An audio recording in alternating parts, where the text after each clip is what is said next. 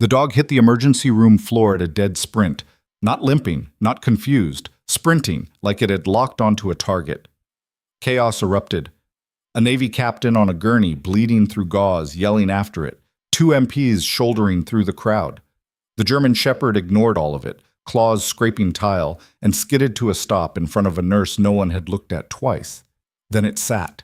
Ramrod straight, right paw raised, a salute. The captain's face drained. He tried to sit up, IV line yanking taut, eyes fixed on the woman in scrubs standing perfectly still by the supply cart.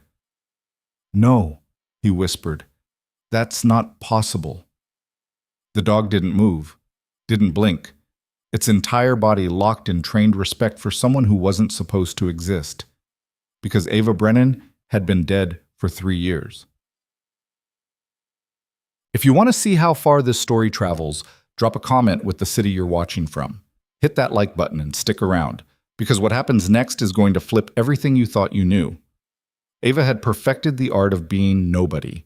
She clocked in at 6:47 a.m. every shift at Riverside General, always early, never noticed. She wore the same navy scrubs as everyone else, kept her hair pulled back tight, and had mastered the exact tone of voice that made doctors forget she'd spoken 30 seconds after she opened her mouth. It wasn't survival, it was strategy. "Brennan, restock 3, someone barked from the nurse's station without looking up. She nodded to no one and moved. The ER hummed with its usual morning churn, post-bar fight stitches, a kid with a Lego lodged somewhere creative, an elderly woman convinced her neighbor was poisoning her cats. Ava floated through it like vapor. She knew every supply closet, every shortcut, every nurse who'd cover a break without asking questions. She knew how to be useful without being seen. It had been working for 11 months. Then the convoy arrived. The double doors banged open just after 8. No warning, no ambulance lights.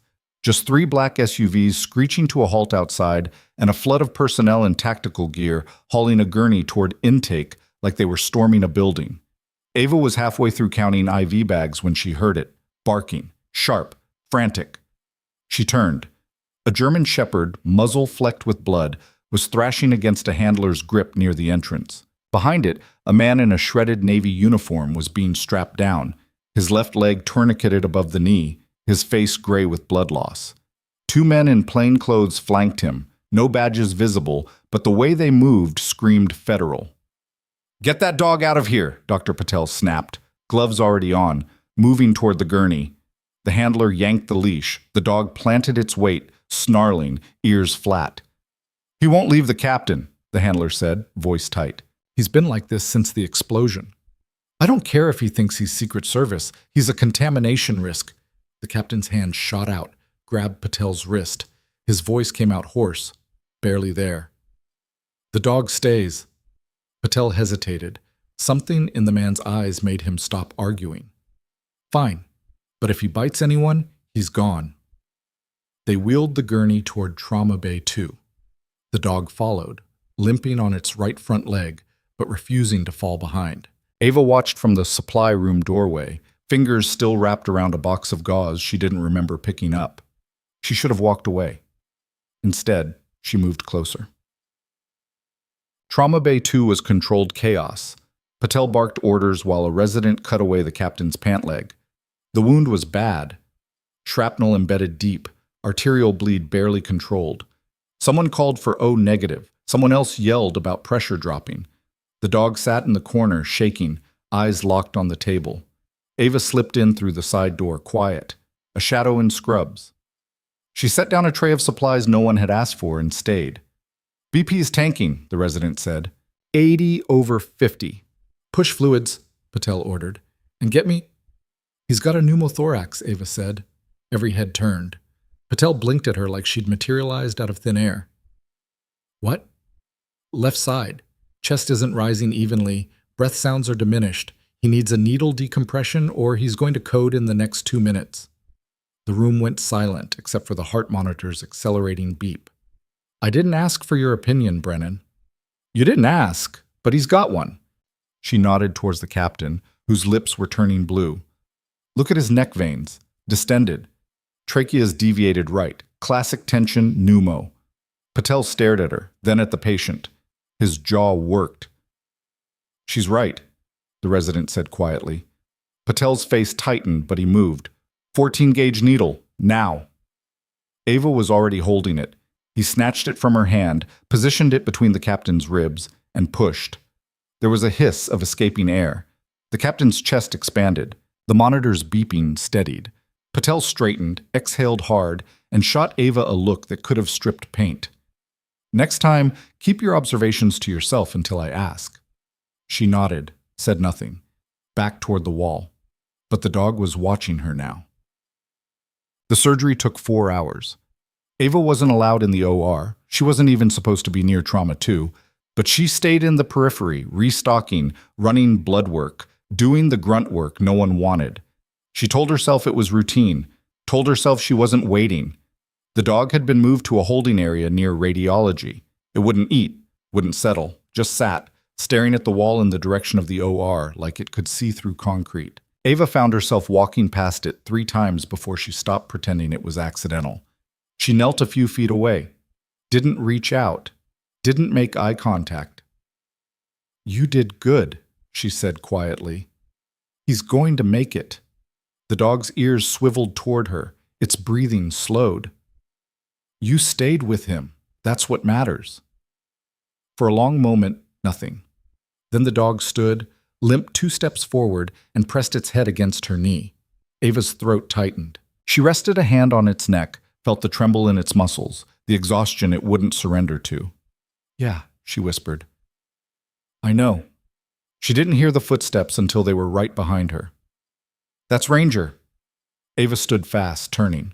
One of the plainclothes men from earlier, mid-40s, sharp eyes, military posture, poorly disguised in a cheap suit. "He doesn't usually do that," the man continued, nodding at the dog. "Doesn't trust strangers." "I'm not a stranger," Ava said. Then, realizing how that sounded, added, "I mean, I work here. He probably just needed someone calm." The man studied her for a beat too long. "You the one who caught the pneumothorax?" "The doctor caught it. After you pointed it out." She didn't answer. "You former military?" "No." "EMT? Paramedic?" "No." "Then how'd you know?" Ava met his eyes, kept her voice even. "I read. A lot." He didn't buy it. She could see that. But he didn't push. Instead, he glanced at her badge. "Ava Brennan," he said, like he was filing it away. "Thanks for helping the captain." "Just doing my job." He nodded slowly. "Right." Then he walked away, and Ava's pulse didn't slow for another 10 minutes. She made it through the rest of her shift without incident. Clocked out at 7, changed in the locker room, and was halfway to the parking garage when her phone buzzed. Unknown number. She stared at it, let it ring out. It buzzed again, same number. She answered, silence on the other end. Not dead air. Someone was there. Breathing. Waiting. "Wrong number," Ava said, and hung up. The phone didn't ring again. But when she got to her car, there was a black SUV parked 2 spaces over that hadn't been there that morning.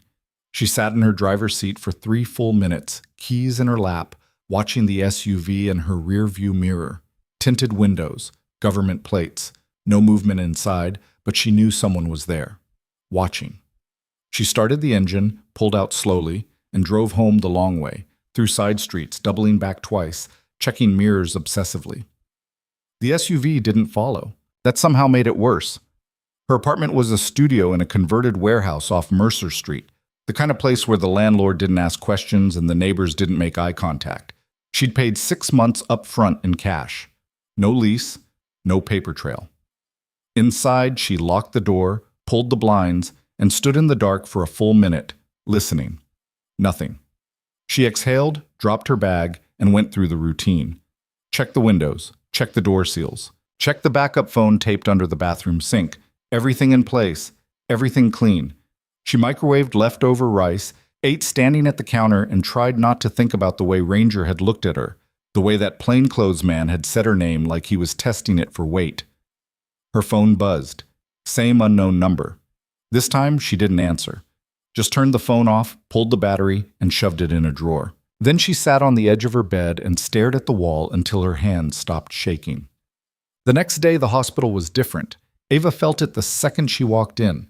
Conversation stopped half a second too soon when she passed. Eyes tracked her. Not hostile, not curious, something else. She kept her head down, started her rounds. At 9, Dr. Patel pulled her aside. "Brennan, conference room, now!" Her stomach dropped, but she followed.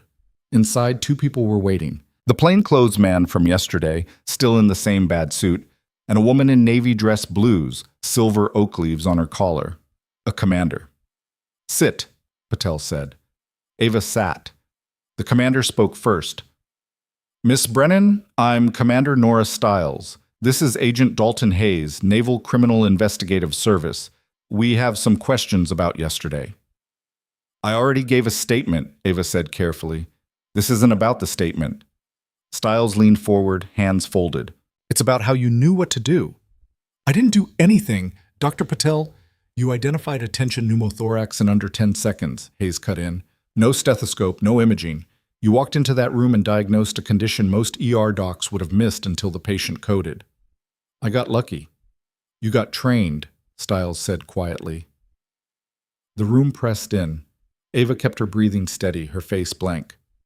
"I'm a nurse." "You're a level 2 trauma nurse with 11 months on the job and a resume that's so clean it's suspicious," Hayes said. "No priors, no debt, no social media, no history before 2022. I value my privacy." "Or someone scrubbed you." Ava's fingers tightened on the edge of the table. "Am I being accused of something?" "No," Stiles said. "But Captain Garrett survived because of you, and Ranger, his K9, has been acting unusual. He's a dog. He's traumatized. He's a combat tracker trained to identify hostile targets and protect his handler," Hayes said. "And right now, he won't let anyone near Garrett except you." Ava's pulse kicked. "That's not my problem." "It is if you're the only person who can keep him calm long enough for us to transport Garrett to a secure facility." "You want me to babysit a dog?" "We want you to explain why he treats you like a commanding officer." The silence stretched. Ava stood. "I can't help you." "Can't," Stiles said. "Or won't." Ava walked to the door. Hayes moved to block it.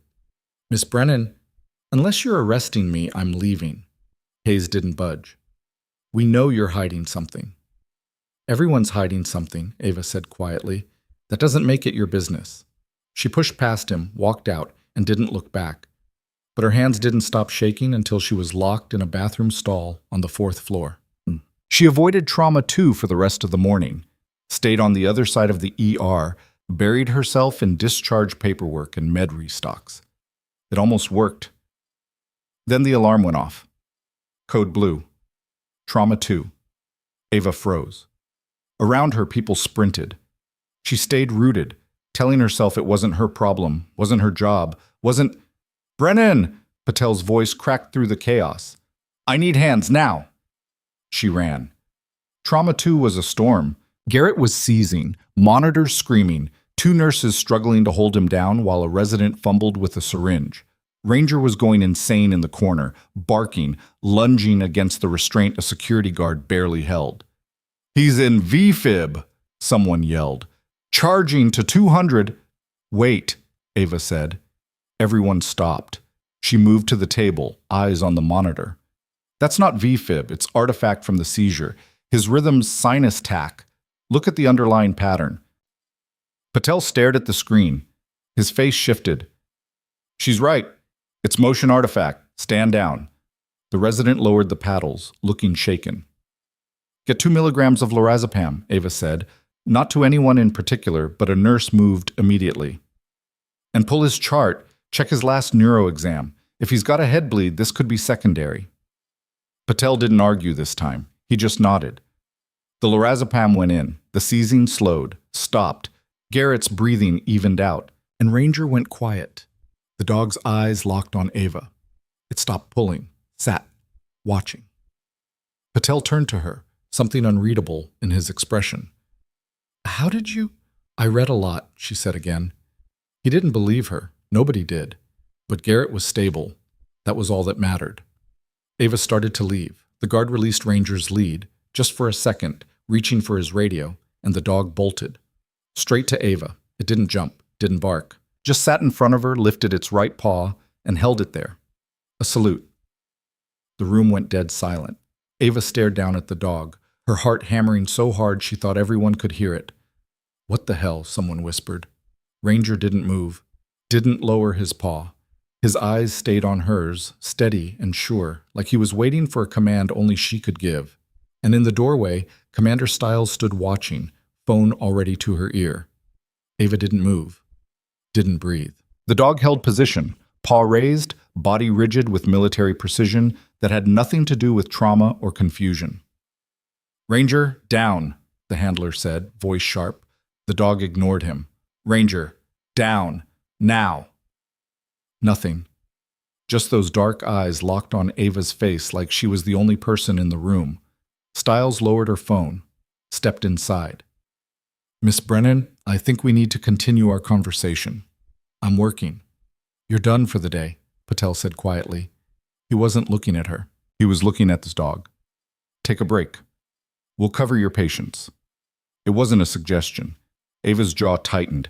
She knelt slowly, bringing herself level with Ranger. For a second, she let herself meet his eyes. Then she reached out, placed a hand on his head, and applied gentle pressure downward. The dog dropped. Instantly. Paw lowered, body relaxed, like a switch had been flipped. The handler's face went white. "How did you—" he started. Ava stood. He just needed someone calm. She walked out before anyone could stop her. "Quiet." Stiles caught up with her in the stairwell between the second and third floors. "Running won't help." Ava kept climbing. "I'm not running. I'm going to the break room." "You just gave a trained military working dog a command without speaking. A dog that's been unresponsive to everyone except his handler for the past 18 hours. "I didn't command anything. I touched him." "You touched him the way an officer touches a subordinate." Stiles moved faster, cutting her off at the landing. "I've been in the Navy for 23 years. I know what I saw." Ava stopped, looked her dead in the eye. "What you saw was a traumatized animal responding to basic kindness. If that's suspicious, your investigation standards need work." "My investigation standards," Stiles said slowly, "are why I pulled your fingerprints off the lorazepam vial." Ava's blood turned to ice. "Routine procedure," Stiles continued. "Anyone who touches medical supplies during a code gets printed for chain of custody. Yours came back flagged." "Flagged how?" "Flagged as in, they ran through 3 databases before someone very high up made a phone call telling me to stop looking." Stiles tilted her head. "You want to tell me why a level 2 trauma nurse has fingerprints that trigger classified security protocols?" Ava said nothing. "I didn't think so." Stiles stepped aside. "But here's what's going to happen. You're going to stay in this hospital. You're going to do your job. And when Captain Garrett wakes up, you're going to be there. Because if Ranger is reacting to you the way I think he is, we have a serious problem. Or you have a serious misunderstanding." "Maybe." Stiles's expression didn't change. "But until I know which, you're not leaving my sight." She walked past Ava, back down the stairs, leaving the threat hanging in the air like smoke. Ava stood there for a long time, staring at her hands. Then she pulled out her phone, the backup one, not the one in her apartment, and typed a single message to a number she hadn't used in 2 years. "They know." The response came in 30 seconds. "Sit tight. Don't engage. We're coming." She deleted both messages, pulled the battery, and shoved the phone into the biohazard disposal chute. Then she went back to work. By noon, the hospital had turned into something else entirely. More plainclothes personnel. More suits with earpieces. A maintenance crew that spent 20 minutes fixing a light fixture that didn't need fixing. Ava counted at least 6 people who weren't hospital staff, all of them pretending very badly to belong. She kept her head down, restocked, took vitals, smiled blandly at doctors who suddenly remembered her name. At 1:15, Hayes found her in the med room. "Captain Garrett's awake." Ava's hand stilled on the inventory sheet. "That's good."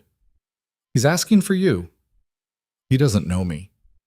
"He knows the nurse who saved his life." Hayes leaned against the doorframe, arms crossed. "Humor him. 5 minutes." "I'm in the middle of—" "It wasn't a request." Ava set down the clipboard, followed him in silence. Garrett's room was on the 4th floor, guarded by two MPs who checked Hayes's ID twice before letting them through. Inside, the captain was propped up in bed, IV lines running into both arms, monitors beeping steadily. He looked better than he had any right to, color back, eyes clear. And Ranger was lying on the floor beside him, head on his paws. The dog lifted its head when Ava walked in. Didn't move otherwise. "Miss Brennan," Garrett said. His voice was rough but strong. "They tell me I owe you my life." "You owe Dr. Patel. I just pointed out the obvious." "The obvious that everyone else missed." He studied her face. "You former military?" "No." "You sure?" "Pretty sure." A faint smile. "You've got the look. The way you move. The way you assess a room." He glanced at Ranger. "The way my dog reacts to you." "Your dog is traumatized." "My dog," Garrett said quietly, "is the best trained animal in the Pacific Fleet. He doesn't salute civilians." The air in the room changed. Ava kept her face neutral. "Then maybe he's more traumatized than you think. Or maybe he remembers you." Her pulse spiked. She forced it down. "I've never met your dog before yesterday." "You sure about that?" "Positive." Garrett held her gaze for a long moment. Then he nodded slowly. "All right. My mistake." But he didn't believe her. She could see it. "Is that all, Captain?" she asked. "One more thing." He reached for something on the bedside table, a photograph, creased and faded. He held it up. Ava's heart stopped. It was a group shot. 8 people in tactical gear, desert background, faces obscured by dust and shadow. But front and center, kneeling beside a German shepherd, was a woman with her hair tied back and a rifle across her knees.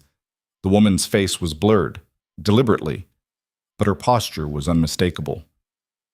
"This was taken 4 years ago," Garrett said. "Classified op. Most of the team didn't make it out." He tapped the blurred figure. "This soldier was declared K1A 3 years ago. No body recovered." Ava's throat was dry. "Why are you showing me this?" "Because Ranger was her dog first." Garrett's eyes didn't leave hers. "And he just saluted you the same way he used to salute her." The room was silent except for the monitors. Ava turned to leave. "Her name was Brennan, too," Garrett called after her. "Lieutenant Ava Brennan, Army Special Operations. You wouldn't happen to be related, would you?" She stopped at the door, didn't turn around. "No," she said quietly. "I wouldn't." Then she walked out and didn't start running until she hit the stairwell. She made it down 2 flights before Hayes caught her. "Going somewhere? I need air. You need to stay put." He grabbed her arm, not hard, but firm. "We're not done." "Yes, we are." Ava yanked free. "I answered your questions. I did what you asked. You're not leaving this building until Commander Stiles clears you. You can't hold me. I haven't done anything wrong." "Then you won't mind waiting while we verify that." Ava stared at him, saw the resolve in his face, the certainty she was trapped. "Fine," she said. "Where do you want me?" "Conference room, 3rd floor, and don't even think about running. We've got every exit covered." He wasn't bluffing. She could see it. So she nodded. Followed him back upstairs. Let him escort her to a small windowless room with a table, 2 chairs, and a camera in the corner. "Wait here," Hayes said. "Commander Stiles will be with you shortly." The door closed, locked from the outside. Ava sat down, counted to 60, then stood, checked the camera angle, and moved to the far corner where the lens couldn't quite reach. She pulled off her left shoe, pried up the insole, and removed a thin strip of plastic she'd sewn into the lining 11 months ago. A keycard. Blank. Universal magnetic strip. She hadn't wanted to use it. Using it meant burning everything she'd built here. But staying meant giving them answers she couldn't afford to provide. She slipped the card into her pocket, put her shoe back on, and sat down just as the door opened. Commander Stiles walked in, followed by a man Ava had never seen before. Older, 60 maybe. Civilian clothes, but the way he carried himself screamed career military. He sat down across from her, folded his hands. "Miss Brennan," he said, "my name is Director Colin Merrick. I run a very small, very classified division of the Department of Defense." He paused. "And I'd like to know why a dead woman is working in a hospital in Seattle." Ava didn't flinch. "I think you have me confused with someone else." I don't think I do. He slid a folder across the table. Ava Brennan, born in Portland. Parents deceased. No siblings. Enlisted at 18. Army, then transferred to a joint task force that officially doesn't exist. Presumed killed in action during an operation in Kandahar province 3 years ago. He opened the folder. Inside were photos. Blurry, distant, but clear enough. Her. In uniform. In the field. With Ranger. Except you're not dead, Merrick continued. You're here, and I'd very much like to know how that happened. Ava looked at the photos, at her own face staring back at her from another life. Then she looked at Merrick. If I were her, she said slowly, and I'd survived something that killed everyone else on my team, maybe I'd want to disappear. Maybe I'd want to be no one, just for a while. Disappearing requires resources, new identity, clean background. That's not something a soldier does alone. No, Ava admitted. It's not. So who helped you? She said nothing. Merrick leaned back. Here's the situation. You saved Captain Garrett's life. That buys you goodwill. But you're also a ghost with skills you shouldn't have, working under a false identity, and you've just been exposed. So we have options. I'm listening. Option 1. You come back. Full reinstatement. Cleared record. The work you were doing before, we need people like you. And option 2? Option 2 is we classify you as a security risk, and you disappear for real this time. Federal holding, no trial, no appeals. Just gone. Ava's fingers curled into fists under the table. That's not a choice, that's a threat. It's reality. Merrick's expression didn't change.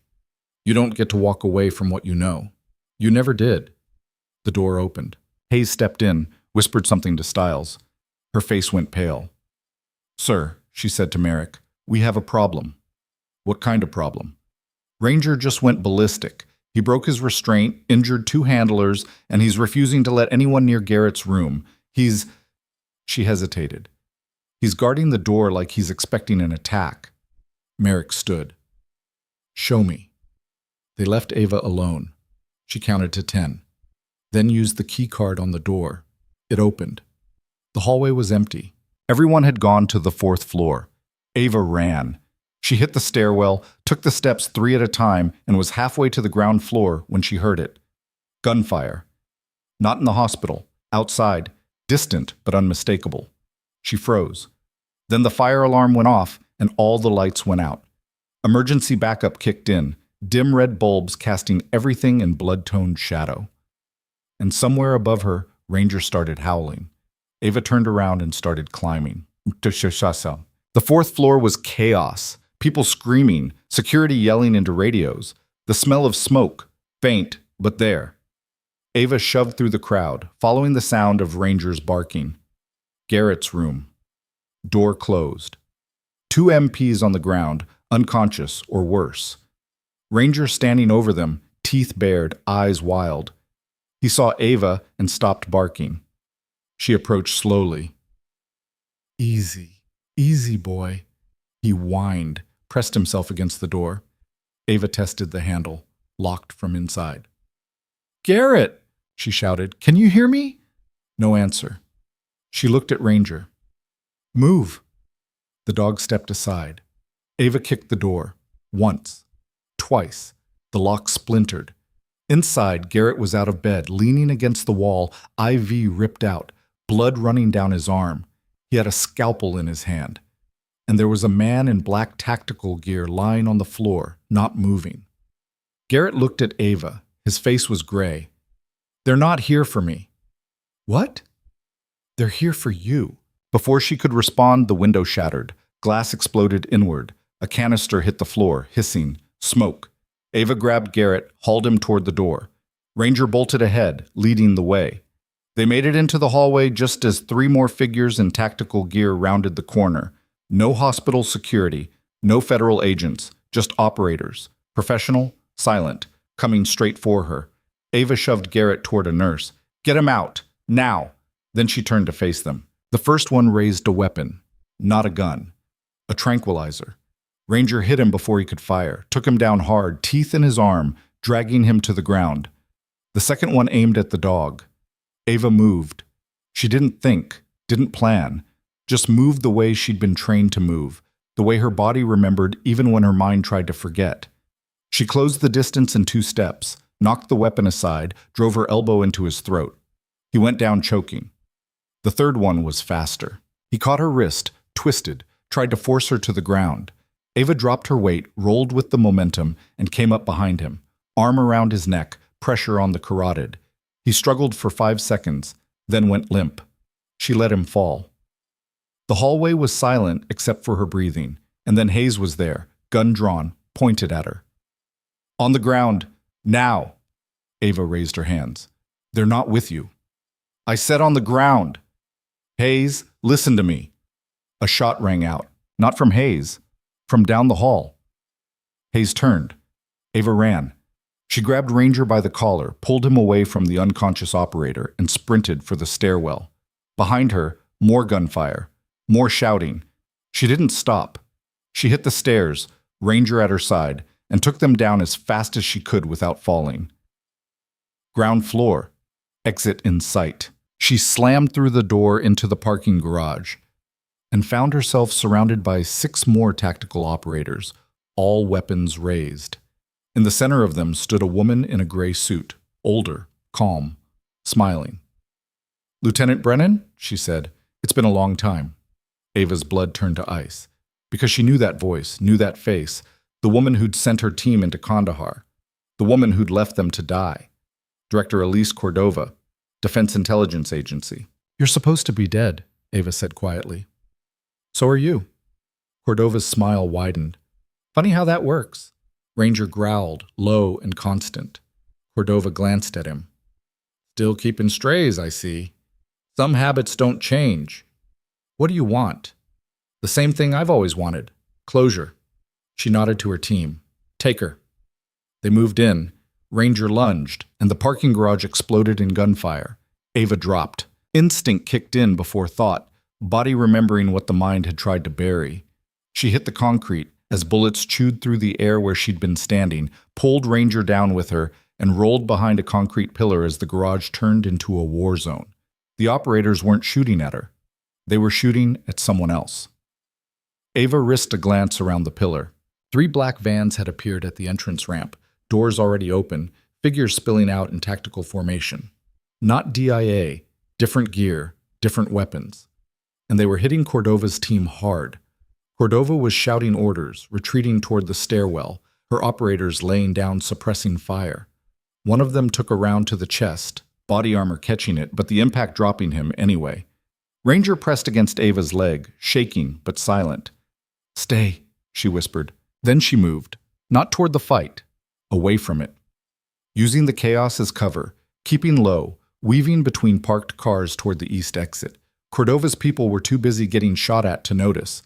The newcomers didn't even know she existed. She made it 20 feet before someone grabbed her from behind. Ava spun, elbow coming up. "Easy, easy." A man in a dark jacket, hands raised, face half hidden by a cap. "I'm with Merrick." "Prove it." He pulled a badge. DOD. Real one, not the fake credentials most operators carried. "Name's Kareem.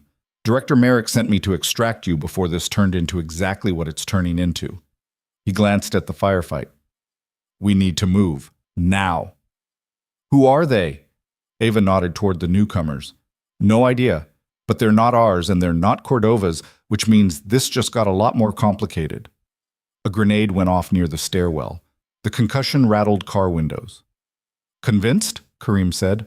Ava whistled low. Ranger appeared at her side like a shadow. "Lead the way."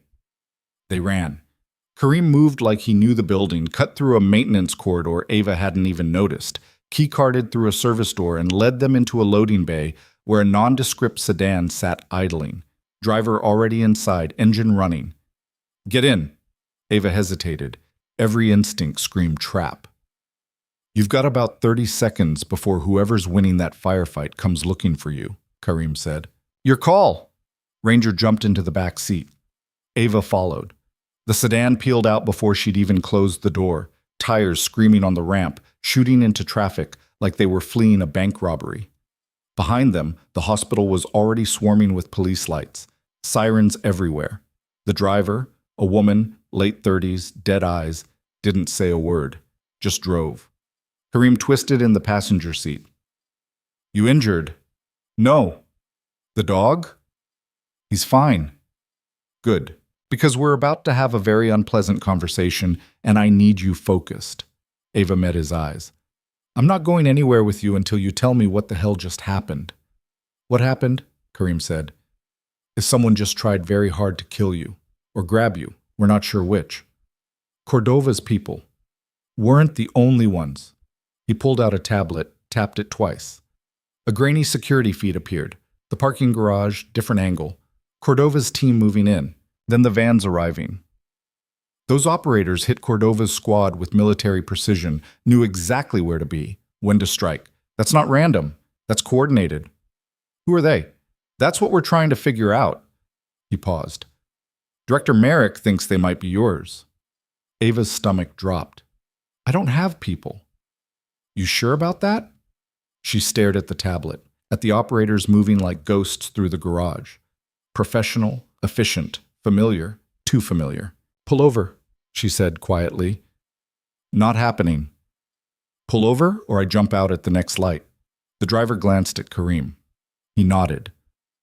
They pulled into an alley 3 blocks from the hospital. Ava got out, Ranger following. She walked 10 feet, braced herself against a dumpster, and tried to keep her breathing steady. Kareem approached slowly. Talk to me.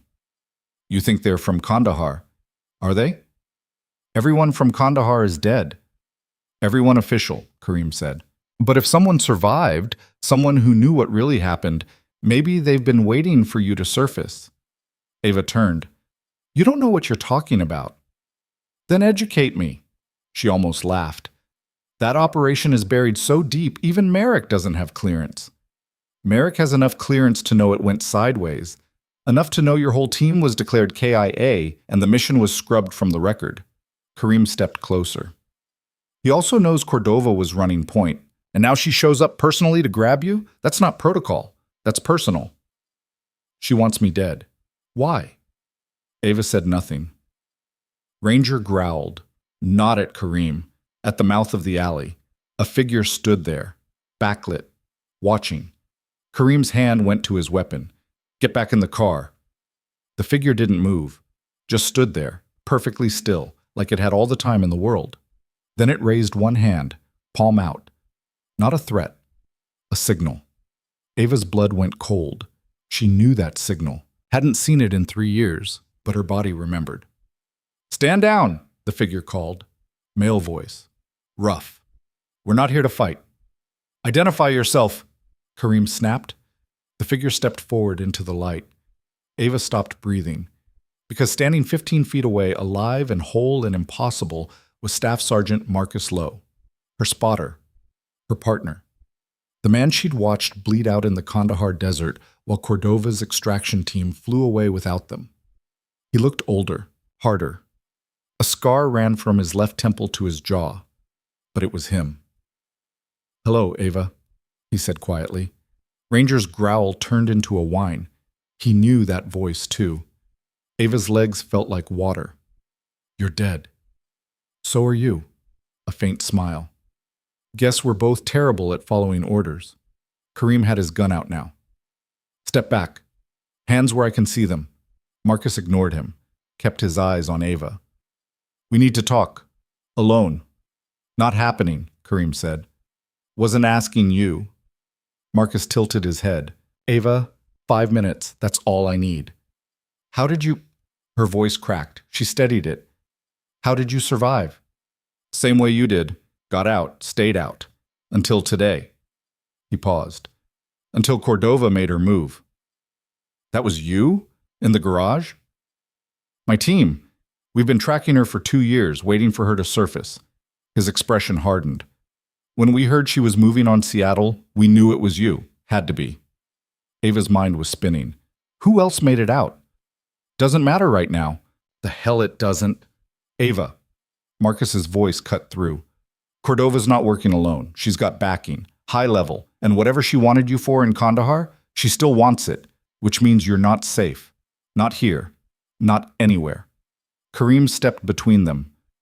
She's under federal protection. Your federal protection just got shot to pieces in a hospital parking garage, Marcus said flatly. How's that working out? We're taking her to a secure location. Where Cordova has access? Where her people can find her? Marcus shook his head. She's not going with you. She doesn't have a choice. Actually, Ava said quietly, I do. Both men turned. She looked at Marcus, at the scar on his face, at the way he stood like he was ready to fight or run at a moment's notice, at the proof that everything she'd believed for 3 years was a lie. Then she looked at Kareem, at the badge he carried, at the organization that had erased her, buried her, and was now trying to reclaim her. I'm not going anywhere with either of you, she said. Not until I get answers. We don't have time for… Kareem started. Make time. Her voice was steel. Because I just spent 11 months building a life where nobody knew me. Nobody wanted me. Nobody tried to kill me. And in one day, that's gone. So before I go anywhere, I want to know why. Silence. Marcus spoke first. Kandahar wasn't a mission. It was a setup. I know that. You know part of it.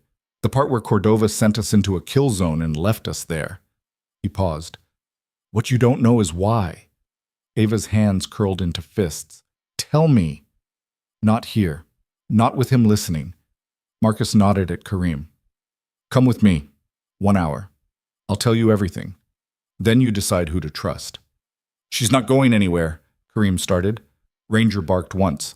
Sharp. Pointed at the alley entrance. 2 black SUVs, sliding to a stop, doors opening.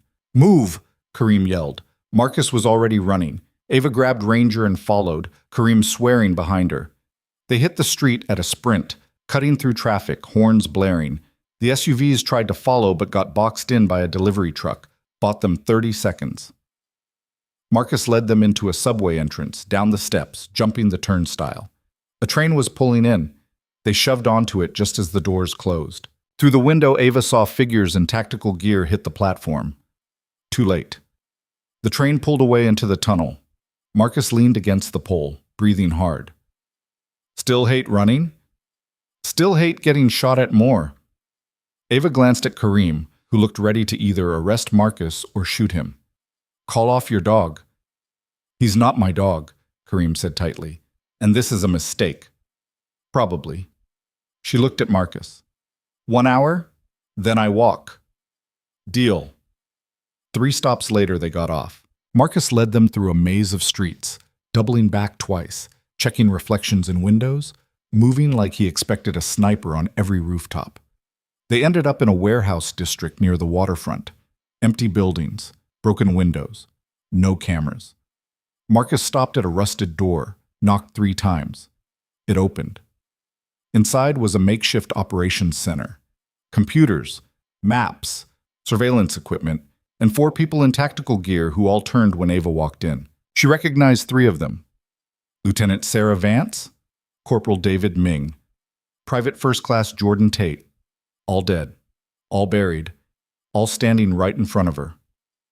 Jesus, she whispered. Vance stepped forward, older now, like all of them, gray in her hair, but the same sharp eyes. Took you long enough to surface. I thought you were dead. Yeah, we got that a lot. Vance glanced at Marcus. She know? Not yet. Know what? Ava's voice came out harder than she meant. Vance pulled out a tablet, tapped it, and turned it toward her. This. The screen showed a document, classified, eyes only, dated 3 weeks before the Kandahar operation. Ava scanned it, felt the floor drop out from under her. It was an authorization for a black site interrogation. Target. Captured Taliban commander with intel on a weapons cache. But that wasn't the operation they'd run. They'd been sent to extract a civilian informant. Low risk. Quick in and out. This doesn't make sense, Ava said slowly. It does when you realize Cordova never told us what we were actually doing. Marcus took the tablet, scrolled down. The informant was real. But he wasn't an asset. He was bait. Bait for what? For the Taliban commander, who was there, waiting, with 50 fighters and enough firepower to level a city block. Vance's expression was carved from stone. Cordova knew. She sent us anyway. Ava's hand started shaking. Why? Because the commander had something she wanted. Something classified enough that she couldn't use official channels to get it. Marcus pulled up another file. Photos. Grainy, long distance, a metal case. We were supposed to die retrieving it. She'd swoop in after, claim the intel, and bury us as casualties of war. What's in the case? We don't know, but it's important enough that Cordova's been hunting for it, and us, ever since. Vance crossed her arms. She thinks we have it. Do you? No, but she doesn't believe that. Marcus met her eyes, and now she thinks you have it, or know where it is. Ava's mind raced. I never even saw it. Doesn't matter. In Cordova's head, you're the last loose end, the one who got away, the one who might talk. Vance's voice dropped. That's why she's coming for you now. Ava sat down hard on a crate. Ranger pressed against her leg. Kareem had been silent through all of this. Now he spoke. If this is true, and that's a big if, why didn't you come forward? Why hide? Because Cordova has protection, Vance said. High enough that when we tried to report what happened, we got disappeared. Black sites, interrogations, they wanted to know what we knew, what we'd taken, who we'd told. She lifted her shirt, showed a scar across her ribs. This is what happens when you try to tell the truth. So you went underground. We survived. Marcus's voice was flat. And we've been building a case ever since. Evidence, witnesses, a paper trail Cordova can't erase. He looked at Ava. But we need you. For what? Testimony. You were team leader. Your word carries weight, theirs doesn't. Vance leaned forward. Help us bring her down. Ava stared at them, at the people she'd mourned, at the ghosts asking her to become visible again. And if I say no? Then Cordova keeps hunting you until she finds you, Marcus said quietly. And next time we might not be there to pull you out. Her phone buzzed, the backup one she thought she'd destroyed. Except she hadn't. She'd thrown it in the biohazard chute, which meant someone had retrieved it, reactivated it. She pulled it out. One message. We have Captain Garrett. You have 6 hours to surrender yourself or he dies. See, Ava's blood went cold. What is it? Vance asked. Ava showed her the message. Marcus swore. She's escalating. Oh, she's desperate, Kareem corrected, which makes her dangerous. We can't let her kill him, Ava said. We can't let you walk into a trap, Vance countered. He's alive because of me. I'm not letting him die because of me. Ava stood. Where would she take him? Could be anywhere. She's got resources. Think. Ava's voice cut through. She wants me to come to her. That means somewhere she controls, somewhere she can contain. Somewhere... Fort Benson, Kareem said quietly. Everyone turned. It's a decommissioned base 40 miles north, officially closed 5 years ago. Unofficially? He pulled out his phone, showed them satellite images. Still has power, still has security. Perfect place for off-book operations. How do you know? Marcus asked. Because Merrick's had it under surveillance for 6 months. Suspected Cordova was using it. Kareem looked at Ava. If she's got Garrett, that's where he is. Then that's where I'm going. Alone? Vance shook her head. That's suicide. Not alone. Ava looked at Marcus. You said you wanted to bring her down. Here's your chance. Marcus and Vance exchanged a look. We're not ready, Vance said. We need more time to... Garrett doesn't have more time. Ava's voice was iron. 6 hours. That's what we've got. Even if we go in, we're outnumbered. Outgunned. Ming spoke for the first time, voice rough. It's a suicide mission. So was Kandahar, Ava said. We survived that. Barely. Barely's enough. She looked around the room, at the faces of people she'd thought she'd lost. I'm going with or without you. Your call. The silence stretched. Then Marcus smiled, grim, tired. Guess we're doing this. Vance sighed. You're going to get us all killed. Probably. Ava started checking weapons on the table. But at least this time, we'll take her with us. They spent the next 4 hours planning. Kareem provided building schematics. Vance handled tactics. Marcus and Ming prepped equipment. Tate, quiet, focused, worked on comms and surveillance hacks. Ava watched them work, watched them move together with the ease of people who'd survived hell and come out the other side still trusting each other. She'd forgotten what that felt like. "You good?" Marcus appeared beside her, holding out a vest. "No." She took it anyway, started strapping it on. "But I will be." "You know this is insane. You're the one who agreed to it. Because you're right, about Garrett, about Cordova." He paused. "About not running anymore." Ava adjusted the vest straps. "How'd you find me?" "We didn't. We were tracking Cordova. When she moved on Seattle, we knew she'd found someone." He smiled faintly. "Didn't expect it to be you." "Why not?" "Because you were always the smart one. The one who'd actually stay hidden." He handed her a sidearm. Checked. Loaded. "Guess I was wrong." "I tried." Ava slid the weapon into her holster. "Turns out you can't hide from what you are." "And what's that?" She met his eyes. "Someone who doesn't leave people behind." Marcus nodded slowly. "Yeah, that sounds about right." Vance called them over. The plan was simple. Brutal, but simple. 2 teams. Marcus, Ming, and Tate would hit the north entrance, draw attention, make noise. Ava, Vance, and Kareem would breach the south side, find Garrett, extract him. In and out in 20 minutes. If everything went perfectly, it wouldn't. "One more thing," Kareem said. "Merrick wants Cordova alive for questioning." "Merrick can want whatever he likes," Ava said. "I'm getting Garrett out. What happens to Cordova after that isn't my problem." "It will be if you kill her." "Then I guess I'll be a problem." They loaded into 2 vehicles. Marcus's team in a van, Ava's in Kareem's sedan. Ranger rode with Ava, silent and alert. The drive north was quiet. No music, no small talk. Just the hum of the engine and the weight of what they were about to do. Fort Benson appeared out of the dark like a scar on the landscape. Chain-link fences, crumbling buildings, guard towers that should have been empty but weren't. "She's got at least 20 personnel on site," Tate's voice crackled over the comms. "Maybe more inside." "Odds keep getting better," Ming muttered. "Stay focused," Vance said. "We've done worse." They parked a quarter-mile out, moved in on foot. The fence was rusted but electrified. Tate killed the power remotely, and they cut through. Marcus's team split off.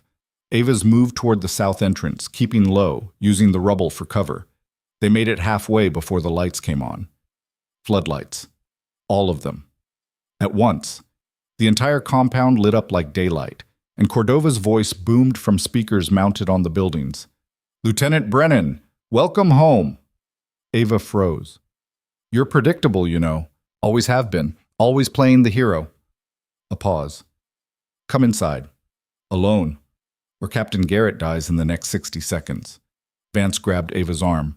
"Don't." "I have to. It's a trap." "Of course it's a trap." Ava pulled free. "But he's still in there."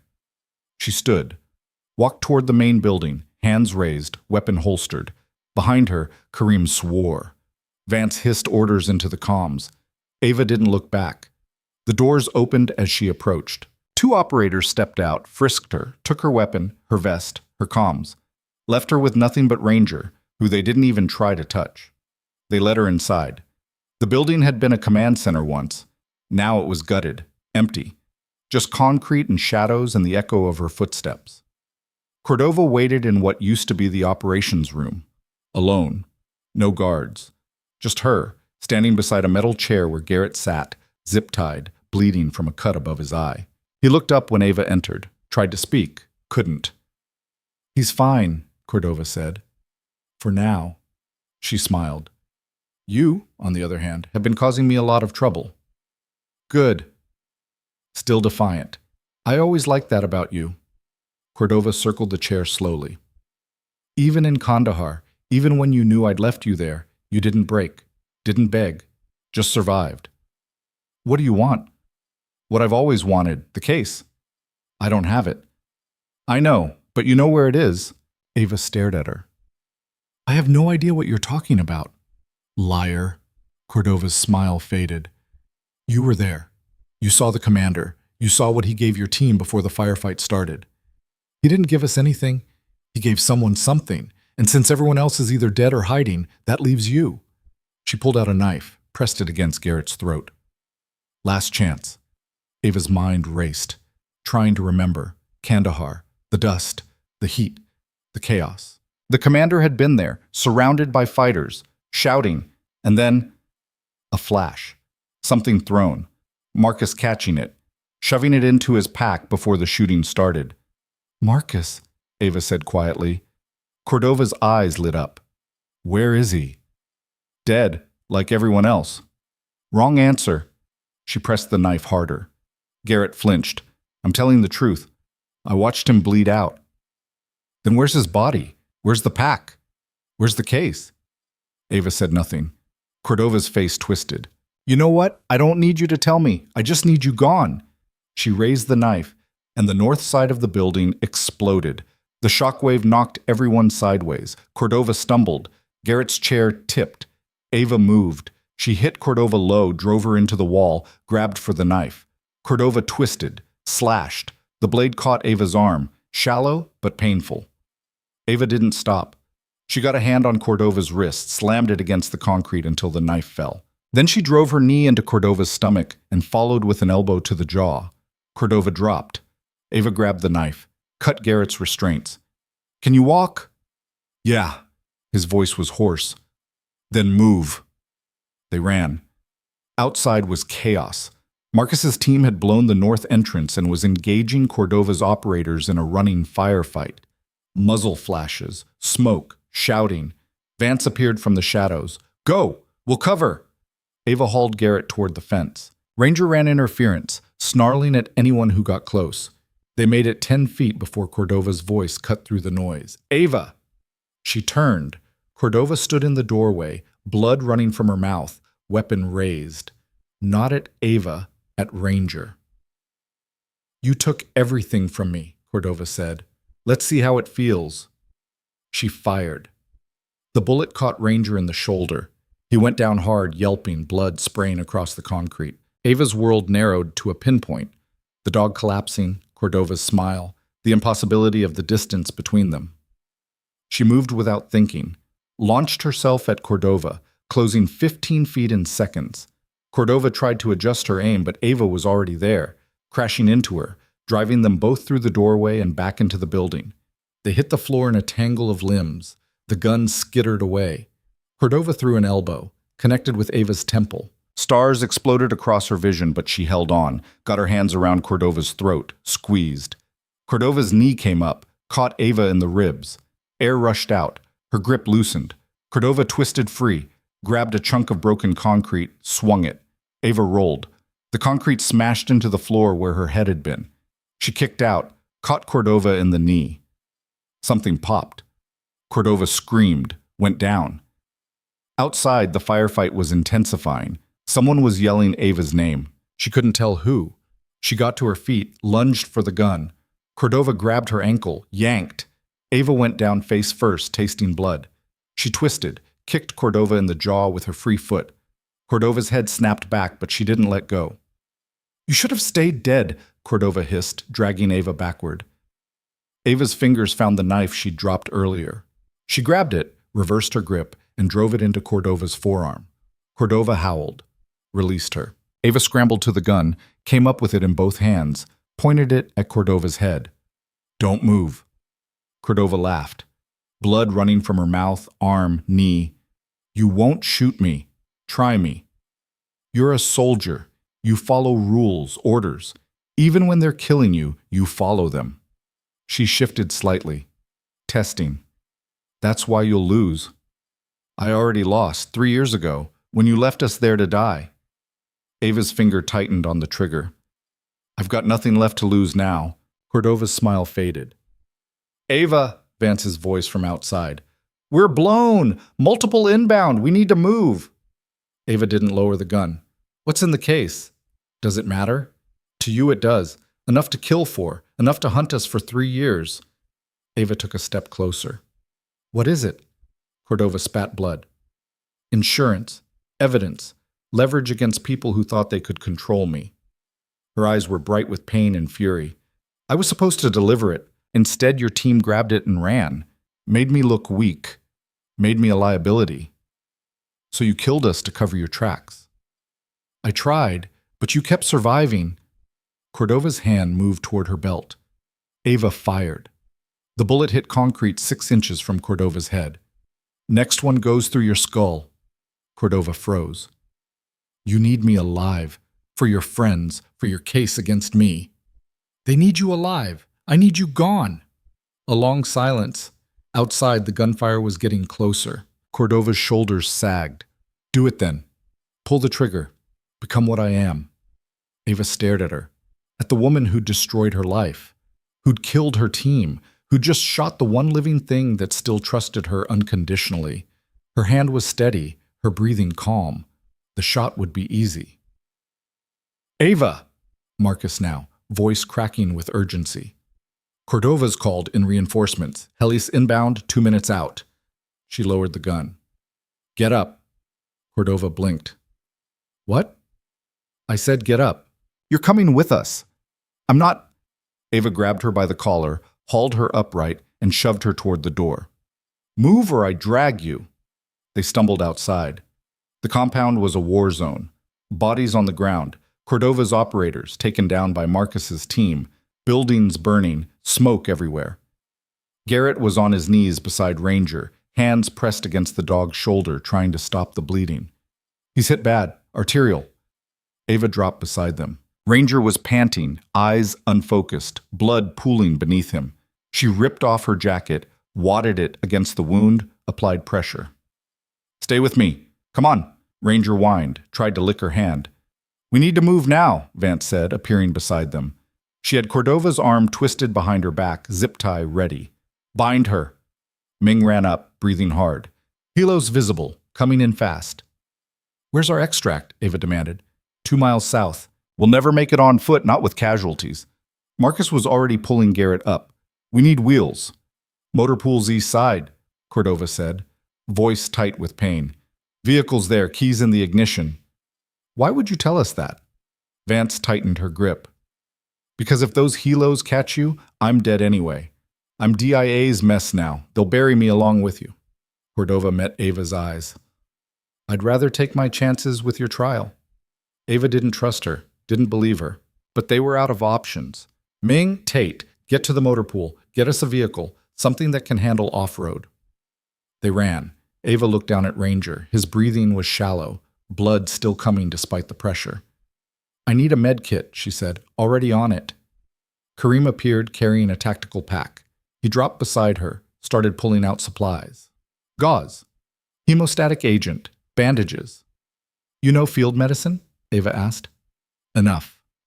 He cut away the bloody jacket, assessed the wound. Through and through. Missed the bone, but got the brachial artery. He needs a vet or a surgeon. He needs to live through the next 10 minutes first. Ava packed the wound with gauze, poured the hemostatic powder over it. Ranger yelped, tried to pull away. Easy. I know it hurts. Kareem wrapped it tight. The bleeding slowed. Didn't stop, but slowed. The sound of rotor blades grew louder. We're out of time, Vance said. An engine roared. A military transport truck careened around the corner, Ming at the wheel, Tate hanging out the passenger side with a rifle. Get in! Marcus hauled Garrett into the back. Kareem and Ava lifted Ranger between them, trying not to jostle the wound. Vance shoved Cordova in last, then jumped up herself. Go! Ava yelled. Ming floored it. The truck lurched forward, tires spinning, then caught traction and shot toward the blown fence. Behind them, 2 Blackhawks appeared over the tree line, spotlights lancing through the smoke. Contact rear, Tate yelled, opening fire. The helicopters didn't return fire, just followed, hurting them. They're not trying to kill us, Marcus said. They're corralling us. Toward what? Garrett asked. They got their answer 30 seconds later when the road ahead exploded. Ming swerved hard. The truck went up on 2 wheels, teetered, slammed back down. They careened off the road into the forest, branches whipping the sides, hitting bumps that threw everyone airborne.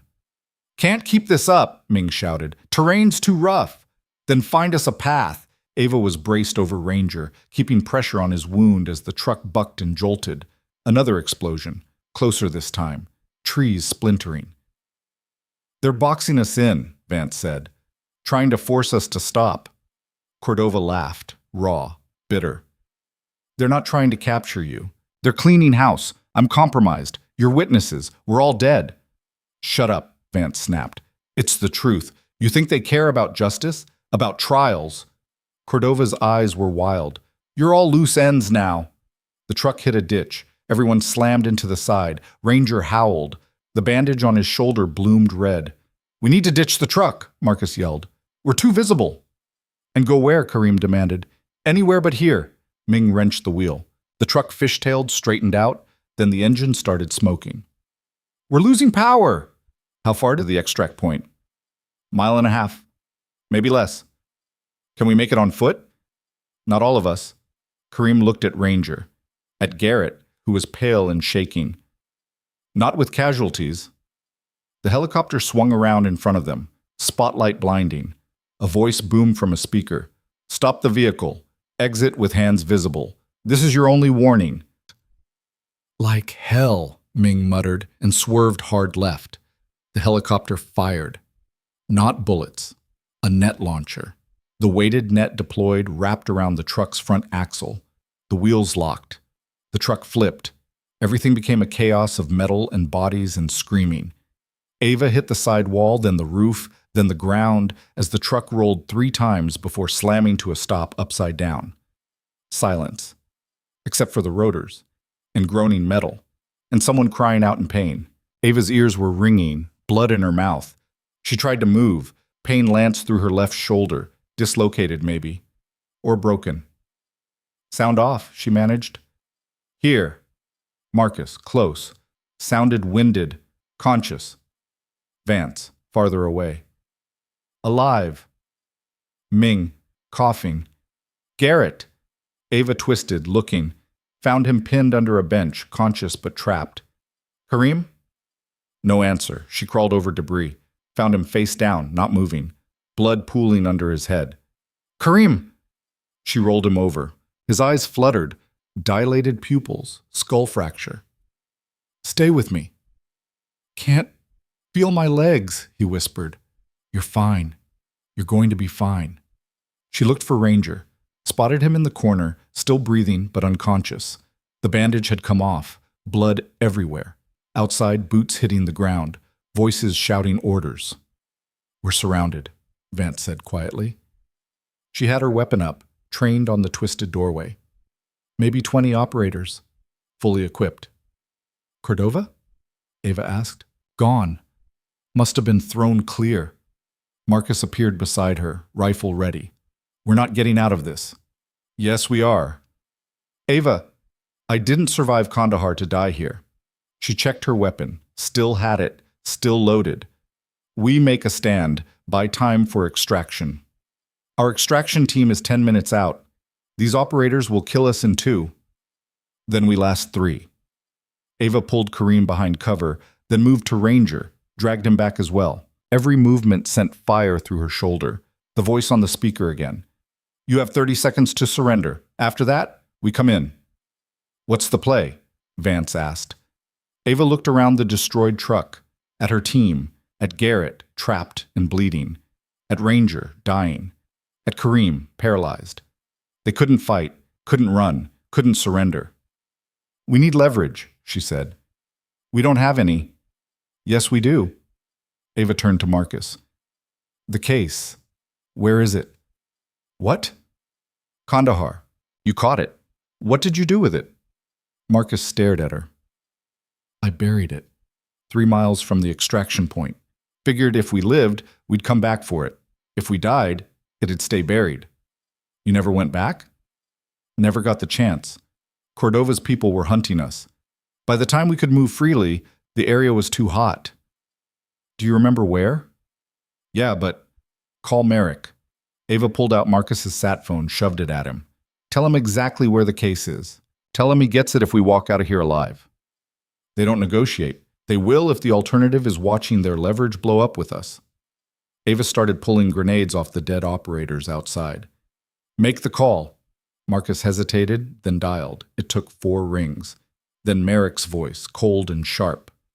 This is a secure line. How did you... Yeah, it's Marcus Lowe. I'm with Brennan. We have the case's location. You want it? You call off your kill squad. A pause. You're bluffing. 3 miles northeast of the original extraction point, buried 2 feet down under a pile of rocks shaped like an L grid coordinates. He rattled off numbers from memory. You can verify with satellite imagery from 2022. We left markers. Another pause. Longer this time. Stand by. The line went quiet. Outside, the 30-second warning had expired. Operators were moving closer. This'll better work, Vance muttered. It will. You don't know that. I know Merrick. I know he wants that case more than he wants us dead. Ava positioned herself by the opening, grenade in hand. And I know we're not dying today. The sat phone crackled. You're clear. Stand down and await extraction. Outside, the operator stopped advancing, held position. Marcus exhaled. How long? Helo's inbound. ETA 6 minutes. A beat. Brennan? When this is over, we're having a conversation. Looking forward to it. Ava killed the connection. Vance was staring at her. You just handed Merrick the only leverage we had. No, I handed him what he wanted, so he'd let us leave. Ava started pulling Garrett free from the wreckage. Leverage only works if you're alive to use it. They got Garrett out. Got Kareem stabilized. Ranger was still unconscious, pulse thready. The extraction helo appeared 5 minutes later. Not a Blackhawk. A medical transport. Doors already open, medics inside. They loaded the casualties first. Ranger on a stretcher, IV already going in. Kareem on a spine board, Garrett walking but supported. As Ava climbed in, she saw Cordova, standing at the tree line, hands zip-tied behind her back, 2 operators flanking her. She wasn't getting on the helo. Their eyes met. Cordova smiled, mouthed something. This isn't over. Then the helo lifted off and she was gone. They flew to a military hospital outside Tacoma, landed on the roof. Medical team swarmed. Ranger went straight into surgery. The vet on call was civilian, brought in special. She looked at his chart, at the blood loss, at the time elapsed since injury. I'll do what I can, she said. That was 4 hours ago. Ava sat in the waiting room, shoulder in a sling, dislocated, not broken, waiting for someone to tell her if the dog she'd known for 3 years and forgotten for 3 more was going to live. Marcus sat beside her. Vance across from them. Ming and Tate had been debriefed and released. Garrett was stable. Kareem was in ICU with a skull fracture and spinal trauma. Prognosis uncertain. You should eat something, Marcus said. Not hungry. When's the last time you ate? She didn't remember. He stood, came back 10 minutes later with vending machine coffee and a sandwich. She took the coffee, ignored the sandwich. Kareem's family's been notified, Vance said quietly. Wife and 2 kids. They're flying in. Ava closed her eyes. It's not your fault, Vance continued. Isn't it? Cordova pulled the trigger. Cordova set this up. You just survived it. People keep getting hurt around me. People keep surviving because of you. Marcus leaned forward. Garrett, Kareem, us. We're alive because you didn't quit. Ranger might not be. Then we wait and see. The surgeon emerged 3 hours later, still in scrubs, exhausted. He made it through surgery, she said. Lost a lot of blood. Damage to the artery required grafting, but he's stable. Ava felt something unknot in her chest. Can I see him? Recovery. Give him another hour. She nodded. Couldn't speak. The surgeon left. Ava put her head in her hands and tried to remember how to breathe. She was allowed into recovery at midnight. Ranger was on a table, IV lines running into both front legs, chest wrapped in bandages. He was awake. Groggy, but awake. When he saw her, his tail moved, barely, just a twitch. Ava pulled up a chair, sat beside him, rested her hand on his head. You're an idiot, she said quietly. Getting shot for me. His eyes tracked her face. But thank you. She sat there until the nurses kicked her out at 2 a.m., went to the barracks they'd been assigned, collapsed on a cot, and slept for 12 hours straight. When she woke, Merrick was standing at the foot of her bed. "We need to talk," he said. The conference room was windowless. Just a table, chairs, and a recording device in the corner. Merrick sat across from her, alone. No lawyers, no witnesses. "The case has been recovered," he said. "Your coordinates were accurate." "Good for you." "Do you know what was in it?" "No, don't care." "You should." He pulled out a tablet, turned it toward her. Financial records, offshore accounts, names, dates, evidence of a black budget operation run by a joint task force of DIA and CIA personnel. Billions unaccounted for. Dozens of illegal ops. And Cordova was in the middle of all of it. Ava looked at the screen, saw names she recognized. Officials, generals, politicians. "She was running guns," Merrick continued. "Weapons, intel, whole operations off book. The Taliban commander in Kandahar was supposed to be her buyer. Your team walked into the middle of a deal. So she tried to kill us. She tried to clean up, eliminate witnesses, retrieve the case." He paused.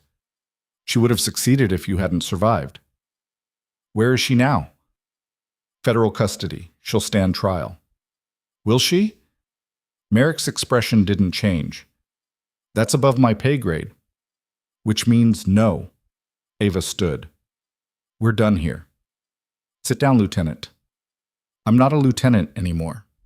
"Sit down." She sat.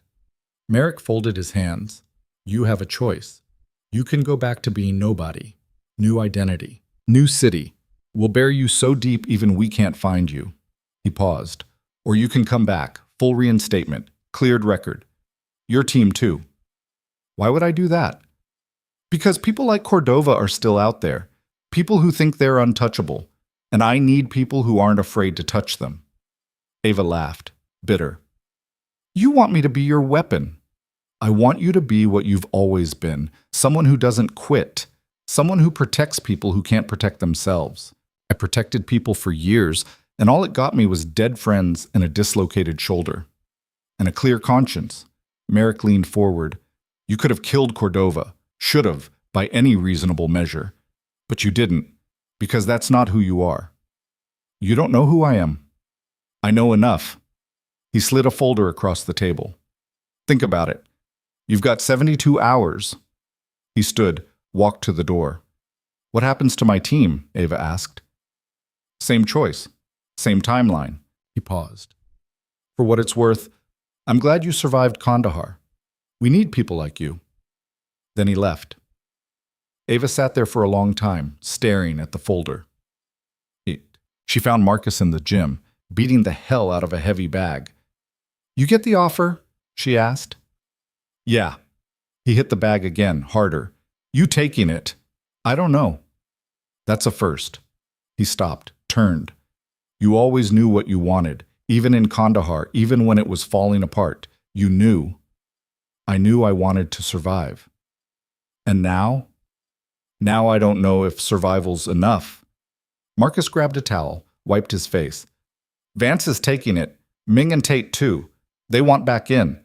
"What about you?" "I want to finish what we started. Cordova's not the only one dirty.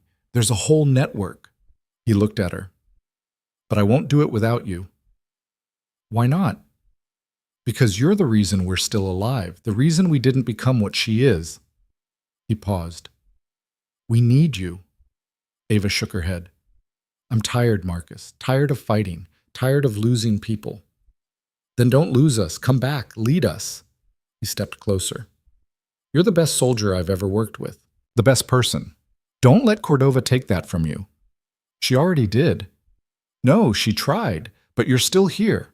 Still standing. Still you." He smiled faintly. "That's got to count for something." She wanted to believe him. Wanted to believe there was still something left worth saving. "I need to see Ranger," she said. "Then go. I'll be here when you get back." Ranger was awake, alert. The vet said he was recovering faster than expected.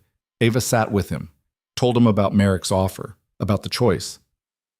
"What do you think?" she asked. He licked her hand. "Yeah, that's what I thought." Her phone buzzed. Unknown number. She almost didn't answer, but something made her. Hello?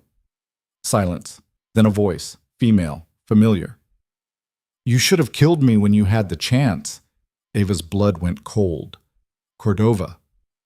They're transferring me tomorrow. Federal Supermax. I'll be buried there for the rest of my life. A pause. Unless I'm not. What are you talking about? I have friends, Ava. People who owe me. People who need me alive. Her voice was calm. Too calm. I'll be out in 6 months, and when I am, I'm coming for you. For your team. For everyone who put me here. You won't make it 6 months, Won't I? Cordova laughed. You're so naive. You think justice works? You think trials matter? I'll walk, and then you'll wish you'd pulled that trigger. The line went dead. Ava stared at her phone. Then she walked back to the conference room, picked up the folder Merrick had left and opened it. Inside was a contract, terms of reinstatement, full clearance, command authority, and a mission brief. Target, Elise Cordova. Objective, ensure she never walks free. Ava read it twice. Then she signed. Merrick arrived at her barracks 30 minutes after she signed. He didn't knock, just walked in, glanced at the folder in her hands, and nodded once. Good choice. I haven't decided if it's good, Ava said, but it's the only one that makes sense. Your team? Marcus is in. Vance, Ming, Tate, they'll follow. And the dog? Ava looked at him. What about him? He's military property, technically still assigned to Captain Garrett. Merrick pulled out a tablet, tapped through screens. I can transfer ownership, make him yours, officially. Well, why would you do that? Because he's the reason you're still alive, and I need you alive. He set the tablet down. Also, Garrett requested it, said Ranger made his choice clear. Ava didn't know what to say to that. The transfer happens tomorrow, Merrick continued, along with your reinstatement ceremony. Full dress, public record. We're making this official. Why public? Because Cordova has allies, people who will try to discredit you, bury the case, make this all go away. His expression hardened. We go public, we lock them in, force their hand. You're using me as bait. I'm using you as a statement. There's a difference. Ava wasn't sure she believed that, but she nodded anyway. Merrick moved toward the door, then stopped. One more thing. Cordova's transfer got delayed. Technical issue with the paperwork. She's staying in the holding facility here for another 72 hours. Ava's pulse kicked. That's not protocol. No, it's not. He met her eyes. Which means someone wants her accessible. Someone with enough pull to manipulate federal transfer schedules. She wasn't bluffing about having friends. No, she wasn't. Merrick's jaw tightened. We need to move fast. The ceremony's tomorrow at 1400. After that, you and your team are wheels up. There's a facility in Virginia that needs auditing, black site records. We think Cordova funneled money through it. You want us to find more evidence. I want you to find everyone she worked with, every name, every account, every dirty operator who thought they could hide. He paused. And I want you to make sure they can't. He left. Ava sat on the cot, staring at the contract she'd signed, at the mission brief underneath it, at the list of targets that stretched for 3 pages. She'd thought surviving Kandahar was the hard part. She'd been wrong. The ceremony was held in a hangar at Joint Base Lewis McChord. Not large, not flashy, just enough witnesses to make it count. Military brass, DOD officials. A handful of reporters kept at a distance. Ava stood at attention in dress uniform she hadn't worn in 3 years, feeling like an imposter. Marcus stood beside her, then Vance and Ming, Tate, all of them back in uniform, all of them looking like they'd aged a decade. A 2-star general Ava didn't recognize read from a prepared statement, talked about service, sacrifice, valor under fire. None of it mentioned Kandahar directly, but everyone in the room knew what he was really talking about. Then he pinned new rank insignia on her collar. Captain, not lieutenant anymore. Welcome back, Captain Brennan, he said. She saluted. He returned it. Cameras flashed. It should have felt like vindication, like justice. Instead, it felt like a target being painted on her back.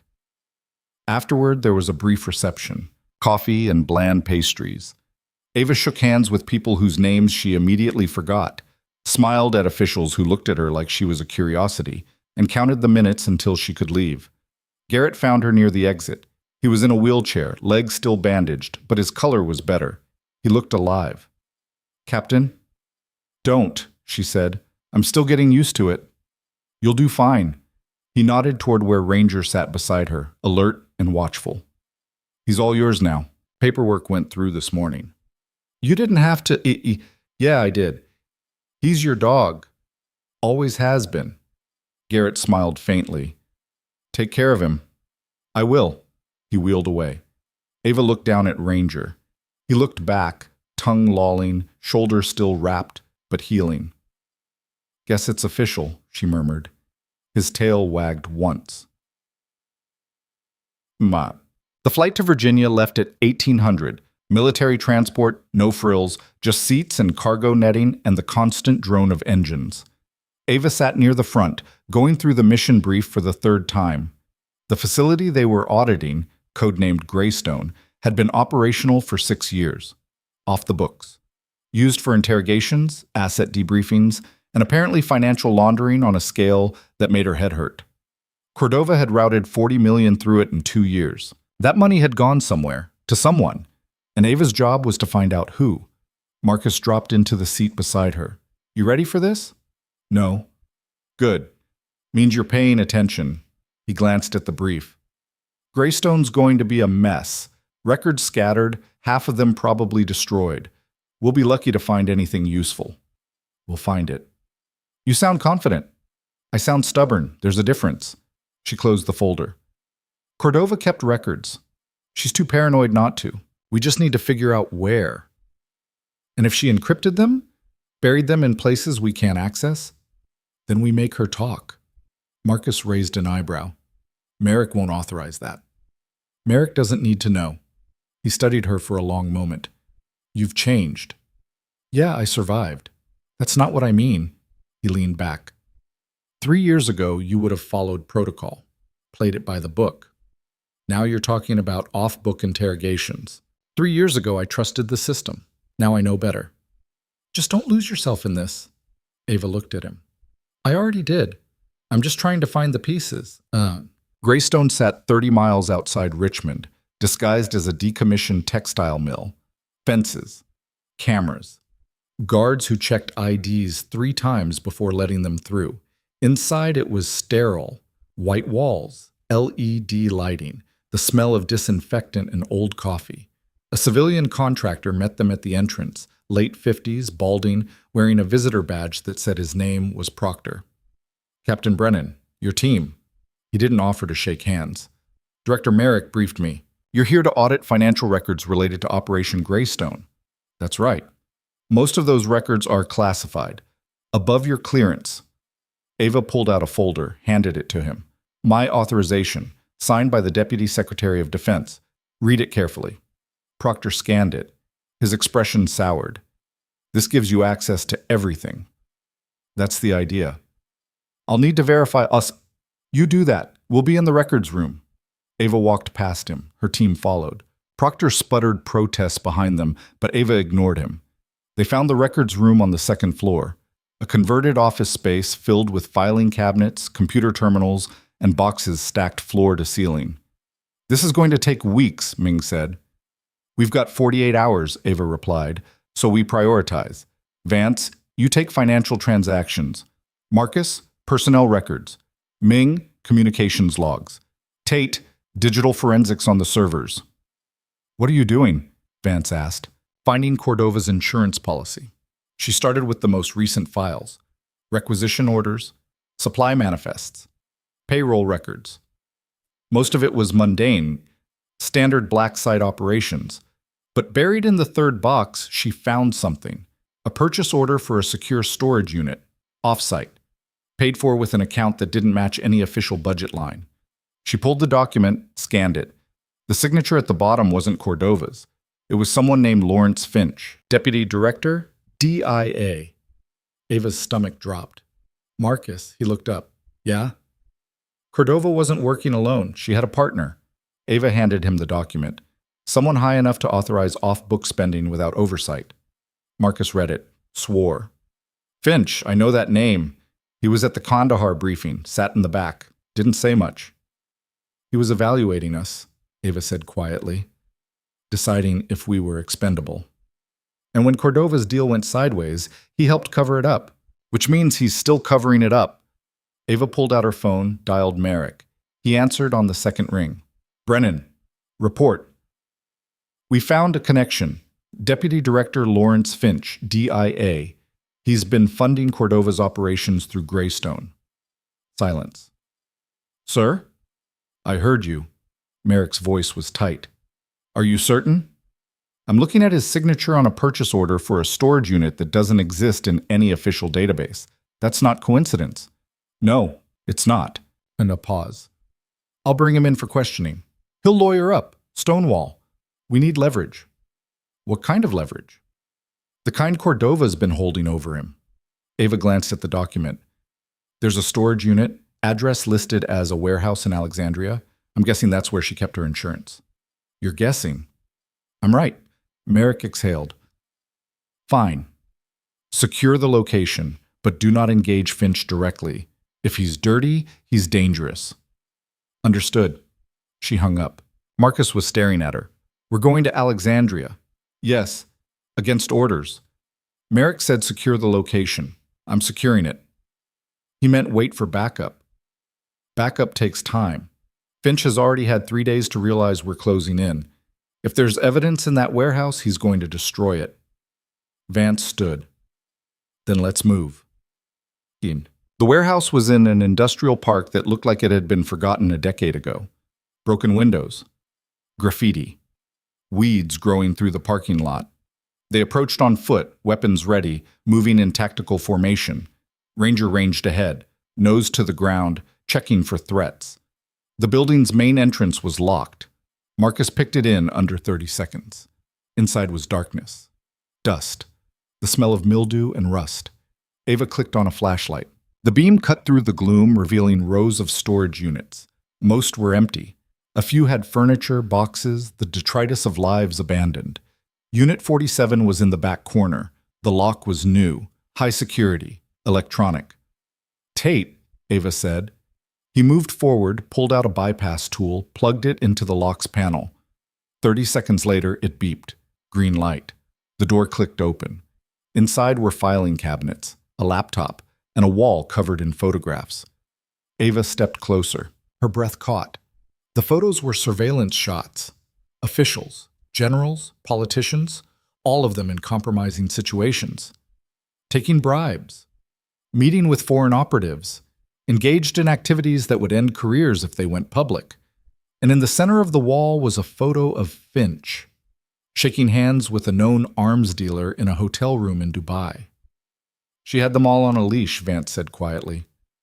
And now we do. Ava started photographing everything, the wall, the files, the laptop. Marcus was going through the cabinets. Financial records, transactions, offshore accounts. He pulled out a ledger. This goes back 10 years. Cordova wasn't just running ops, she was running a network. How many people? Ava asked. Dozens, maybe more. He flipped pages. And Finch is all over this. Authorizations, signatures, money transfers. Bag it all, we're taking everything. They worked fast. 20 minutes to clear the unit, load everything into duffel bags, and get back to the vehicles. As they drove away, Ava's phone rang. Merrick. Brennan, we have a problem.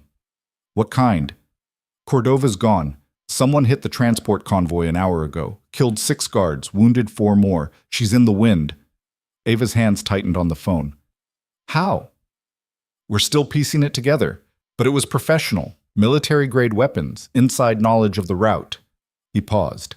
Finch is missing too. Left his office 3 hours ago and never came back. They're together. That's our working theory. Where would they go? Unknown, but Cordova knows you're closing in. She'll come for you. Ava glanced at Marcus, at the bags full of evidence in the back. Let her try. They returned to Greystone and spread the evidence across 3 tables. Photos, ledgers, Files. The laptop was password protected, but Tate cracked it in 40 minutes. What they found made Ava's skin crawl. Emails, hundreds of them, coordinating operations, moving money, discussing targets. And buried in the archives was a thread between Cordova and Finch dated 2 weeks before Kandahar. Subject line, loose ends. Ava opened it. Finch. The commander's getting cold feet. He wants guarantees. Cordova. Give him the team. Let him take them out. We claim the case in the aftermath. Finch. And if the team survives? Cordova. They won't. I'll make sure of it. Ava read it twice, felt the rage building in her chest. They planned it, she said, voice flat. From the start. We were bait. Marcus read over her shoulder. His face went gray. We need to send this to Merrick. Now. No, not yet. Ava pulled up another email. This one recent, sent yesterday. Cordova. Brennan's getting reinstated. She'll come for the evidence. Finch. Then we move first. Clean house. Cordova. Already in motion. She'll be dead by the end of the week. Ava's phone buzzed. Text message. Unknown number. Look outside. She moved to the window, pulled back the curtain. 3 black SUVs in the parking lot, figures in tactical gear taking positions. Not military, not federal. Cordova's people. We're compromised, she said. Everyone armed. Now. But they grabbed weapons, took defensive positions. Ava counted at least 12 hostiles outside. Maybe more in the vehicles. Back exit? Vance asked. Covered. I saw movement there 30 seconds ago. Ava checked her rifle. We're boxed in. Then we fight our way out. We're outnumbered 3-1. Wouldn't be the first time. Ava's phone rang. She answered, Cordova's voice, calm, almost pleasant. Hello again, Ava. Where's Finch? Somewhere safe, unlike you. A pause. You've been busy. Found my storage unit, took my files. Very thorough. It's over, Cordova. We have everything. Emails, records, photos. You're done. Am I? Cordova laughed. You think evidence matters? You think anyone cares? Those people in the photos, they run this country. They'll bury your evidence and you along with it. Merrick won't let that happen. Merrick's a Boy Scout in a rigged game. He'll try. He'll fail. And you'll disappear. Her voice hardened. Last chance. Walk out. Leave the evidence. I'll let you live. No. Then you'll die. Along with your team. Again. The line went dead. 30 seconds later, the windows exploded inward as flashbangs detonated inside the building. The world became noise and light and chaos. Ava hit the ground, ears ringing, vision whited out. Rounds punched through the walls, glass shattered. Someone was screaming. She forced herself up, fired blind toward the windows, heard a grunt. Someone going down. Sound off, she yelled. Here! Marcus. Close. Alive! Vance. Farther. Conscious. Ming Tate didn't respond. Tate! Ava low-crawled toward his position, found him slumped against the wall, blood running from his temple. Alive. Unconscious. She dragged him behind cover just as another volley came through. We can't hold this position, Marcus yelled. Second floor, move! They ran. Ava half-carrying Tate, Ranger at her heels, the others laying down covering fire. They hit the stairs as the front door exploded inward. Operators flooded in, professional, coordinated, moving like they'd done this 100 times. Ava and her team made it to the second floor, barricaded the stairwell with furniture. It wouldn't hold long. Windows? Vance asked. 20-foot drop. We'll break something. Better than dead. They moved to the windows. Ava looked down. Pavement below. 2 more SUVs pulling in. We're running out of options, Marcus said. Then she heard it. Rotors. Distant, but getting closer. Help or hostile? Vance asked. Only one way to find out. The helicopter appeared over the tree line. Blackhawk. Military markings. And hanging out the side door was Merrick. He had a megaphone. Cordova, stand down. You're surrounded. The operators below hesitated, looked at each other. Then more helicopters appeared. 4 of them. Disgorging federal agents and military police. Cordova's people dropped their weapons. It was over. Tumped. Cordova was found 3 hours later trying to cross the state line in a stolen car. Finch was with her. Both were taken into custody without incident. Ava watched from the second floor as they were loaded into separate transports. Cordova looked up, met her eyes across the distance. No smile this time, just cold rage. Then the doors closed and she was gone. Merrick approached Ava in the aftermath. You disobeyed orders. I secured the evidence. You almost got killed. Almost doesn't count. She gestured to the bags of files. That's everything. Cordova's network, Finch's involvement, all of it. Merrick looked at the evidence, then at her. This is enough to bring down a dozen officials. Maybe more. Good. Do it. It's not that simple. Yes, it is. You have the evidence. Use it. There will be pushback. Political pressure. These people have resources. So do we. Ava stepped closer. You told me you needed people who weren't afraid to touch the untouchables. Well, here I am. Here's the evidence. Either you use it, or I find someone who will. Merrick was silent for a long moment. Then he nodded. All right, we go public. Full disclosure. Let the chips fall. When? Tomorrow. Press conference. I'll need you there. I'll be there. He started to leave, then turned back. You did good work, Captain. Just doing my job. No, you did more than that. He paused. You made sure they couldn't hide. That takes courage. He walked away. Ava stood there, surrounded by the wreckage of the firefight, and felt something she hadn't felt in 3 years. Not vindication, not relief, just the quiet certainty that she'd done what needed doing. The press conference was held at the Pentagon. Packed room, cameras everywhere. Merrick stood at the podium and detailed everything. Cordova's network, the off-book operations, the officials involved. He named names, showed evidence. The room erupted. Ava watched from the side. Didn't speak. Didn't need to. The evidence spoke for itself. Afterward, reporters mobbed her, shouted questions. She ignored them, walked out a side exit, and found Marcus waiting. Hell of a day, he said. Yeah. Think it'll stick? The charges? Some of them. Maybe most. She looked back at the building. Enough to matter. They walked to the parking lot. Ranger trotted between them. What now? Marcus asked. Now we wait.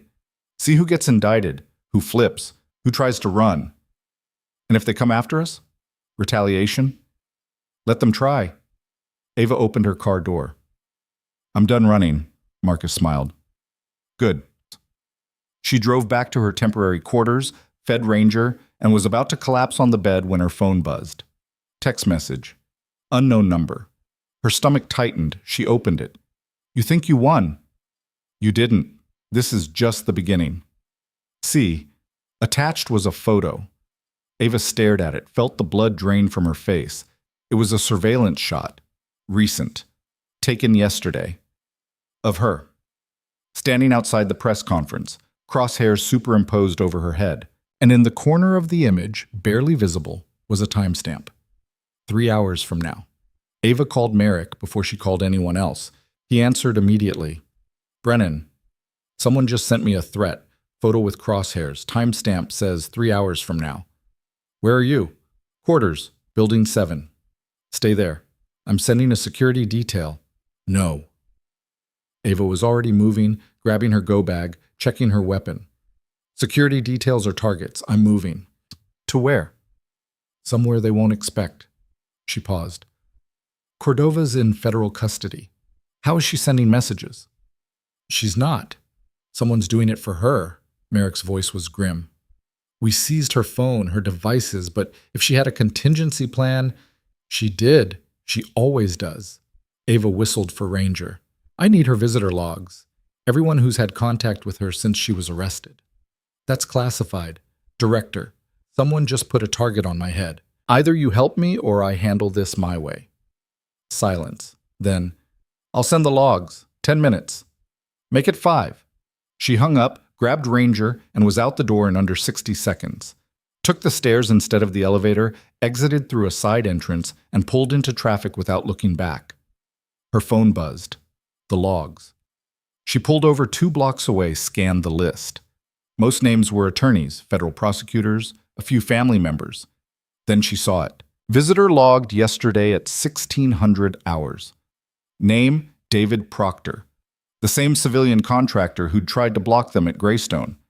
Ava's jaw tightened. She pulled up Proctor's file. Former DIA. Retired 5 years ago. Current employer listed as a private security firm. Except that firm didn't exist. The address was a P.O. box.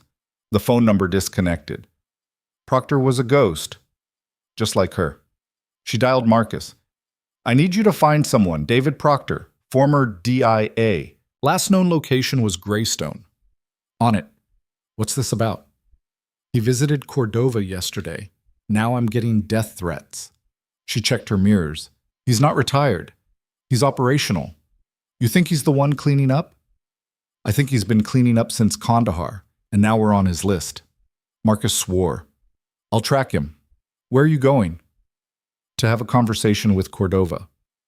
Ava. She knows where Proctor is. She knows what he's planning, and she's going to tell me. Merrick won't authorize. I'm not asking for authorization. She killed the connection, turned the car around, and headed for the federal detention center where Cordova was being held. Getting in was harder than she'd expected. The facility was maximum security. Triple checkpoints, biometric scanners, armed guards at every junction. But Ava had credentials now, a badge that said captain, clearance that opened doors.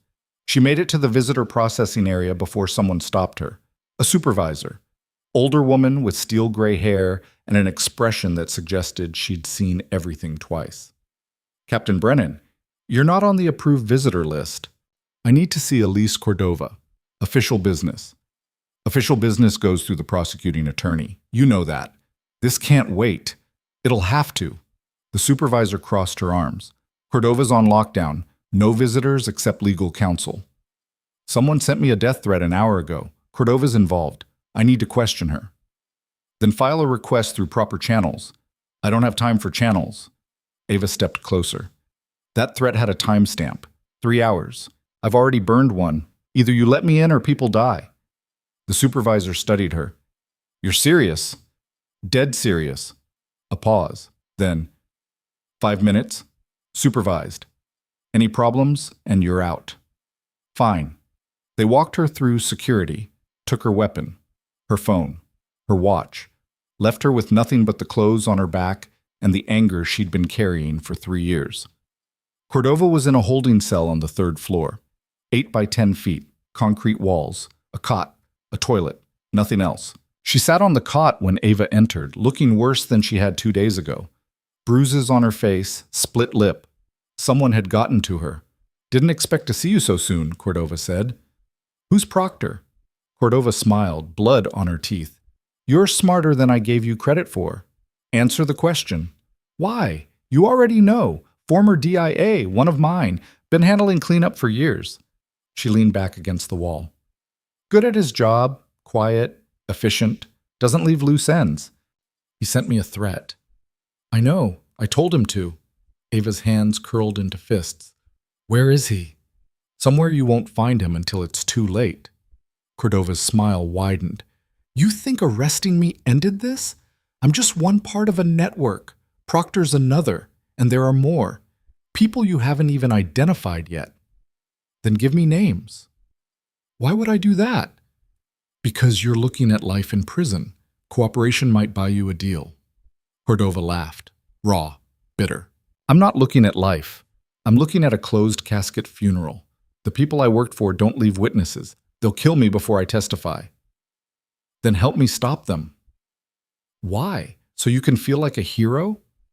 Cordova stood, moved closer to the bars. You want the truth, Ava? You were never supposed to survive Kandahar. None of you were.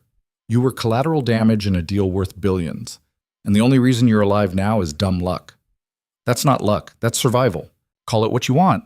But it doesn't change the fact that you're still a loose end, and Proctor's going to tie you off. He can try. He won't try.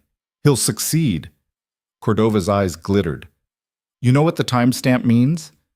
It's not when he's going to kill you. It's when he's going to release proof that you've been working for me all along. Fake emails, doctored photos, fabricated evidence that makes you look like a traitor. Ava's stomach dropped. That's a lie. Of course it is. But by the time anyone proves it, your reputation's destroyed. Your reinstatement revoked. Your team discredited. She paused. You'll be exactly what you were 3 years ago. A ghost. Except this time you'll have nowhere to hide. Merrick won't believe it. Merrick won't have a choice.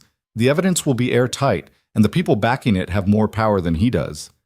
Cordova smiled. You thought you won, but you just traded one cage for another. Ava stared at her, at the woman who'd destroyed her life twice and was trying for a third time. Then she turned and walked out. The supervisor caught her at the exit. Get what you needed? No. Ava kept moving. But I know what I have to do. She called Marcus from the parking lot. Tell me you found Proctor. Nothing. Guy's a ghost. No credit cards, no phone records, no digital footprint. Marcus sounded frustrated. But I did find something else. A property in his name. Bought 8 years ago under an LLC, rural Virginia, middle of nowhere. Send me the address. Ava, if he's there, it's a trap. I know. Then don't go alone. I'm not. She looked at Ranger in the passenger seat. I've got backup. A dog is not backup. He's more reliable than most people I know. She started the engine. Get Vance and Ming. Meet me there in 2 hours. Come heavy. What are you planning? To end this. She drove. The property was exactly what Marcus had described. 40 acres of forest, a cabin set back from the road. No neighbors. No witnesses. Ava parked a quarter-mile out and approached on foot. Ranger moved beside her, silent and focused, reading the terrain the way he'd been trained. The cabin looked abandoned, overgrown weeds, shuttered windows. But there was a vehicle parked behind it, recent tire tracks in the mud. Someone was home. Ava circled wide, checking sightlines, looking for cameras or motion sensors. Found 2. Disabled them with a knife and some electrical tape. Then she moved to the back door. It was unlocked. That should have been a warning. Should have made her stop and wait for backup. But she was done waiting. She pushed the door open, weapon up, and stepped inside. The interior was sparse. Table, chairs, a laptop on the counter. And sitting at the table, calm as could be, was Proctor. Captain Brennan. He didn't reach for a weapon, didn't move. I was wondering when you'd find me. Where's the evidence? The fabricated emails? Already uploaded, timed release, goes live in 90 minutes. He smiled. Nothing you can do to stop it. I can stop you. You could, but that won't delete the files. They're cloud-based, redundant servers. The only way to stop the release is with a kill code, which I have, and which I'm not giving you. Ava kept the gun trained on him. Why are you doing this? Because I follow orders, same as you. He tilted his head. Cordova paid well. And the people she worked for pay better. This isn't personal. You're destroying my life. That's personal. You destroyed theirs first, the moment you found that evidence. The moment you went public. He stood slowly. You think you're a hero? You're a threat. And threats get neutralized. Ranger growled. Low. Continuous. Proctor glanced at the dog. I'd keep him quiet if I were you. Or what? Or he gets hurt. Along with you. Along with your team when they arrive in... He checked his watch. 40 minutes. You're bluffing. Am I? He pulled out his phone, tapped the screen, and turned it toward her. Live surveillance feed. Multiple angles. Marcus. Vance. Ming. All of them in vehicles, converging on this location, and surrounding the property were at least a dozen armed personnel. They walk into this, they're dead, Proctor said. So are you, unless you make a deal. What kind of deal? You walk away, disappear, never testify, never speak about Cordova or the network. In exchange, I delete the fabricated evidence and let your team leave unharmed. And if I refuse, then everyone dies. Starting with you.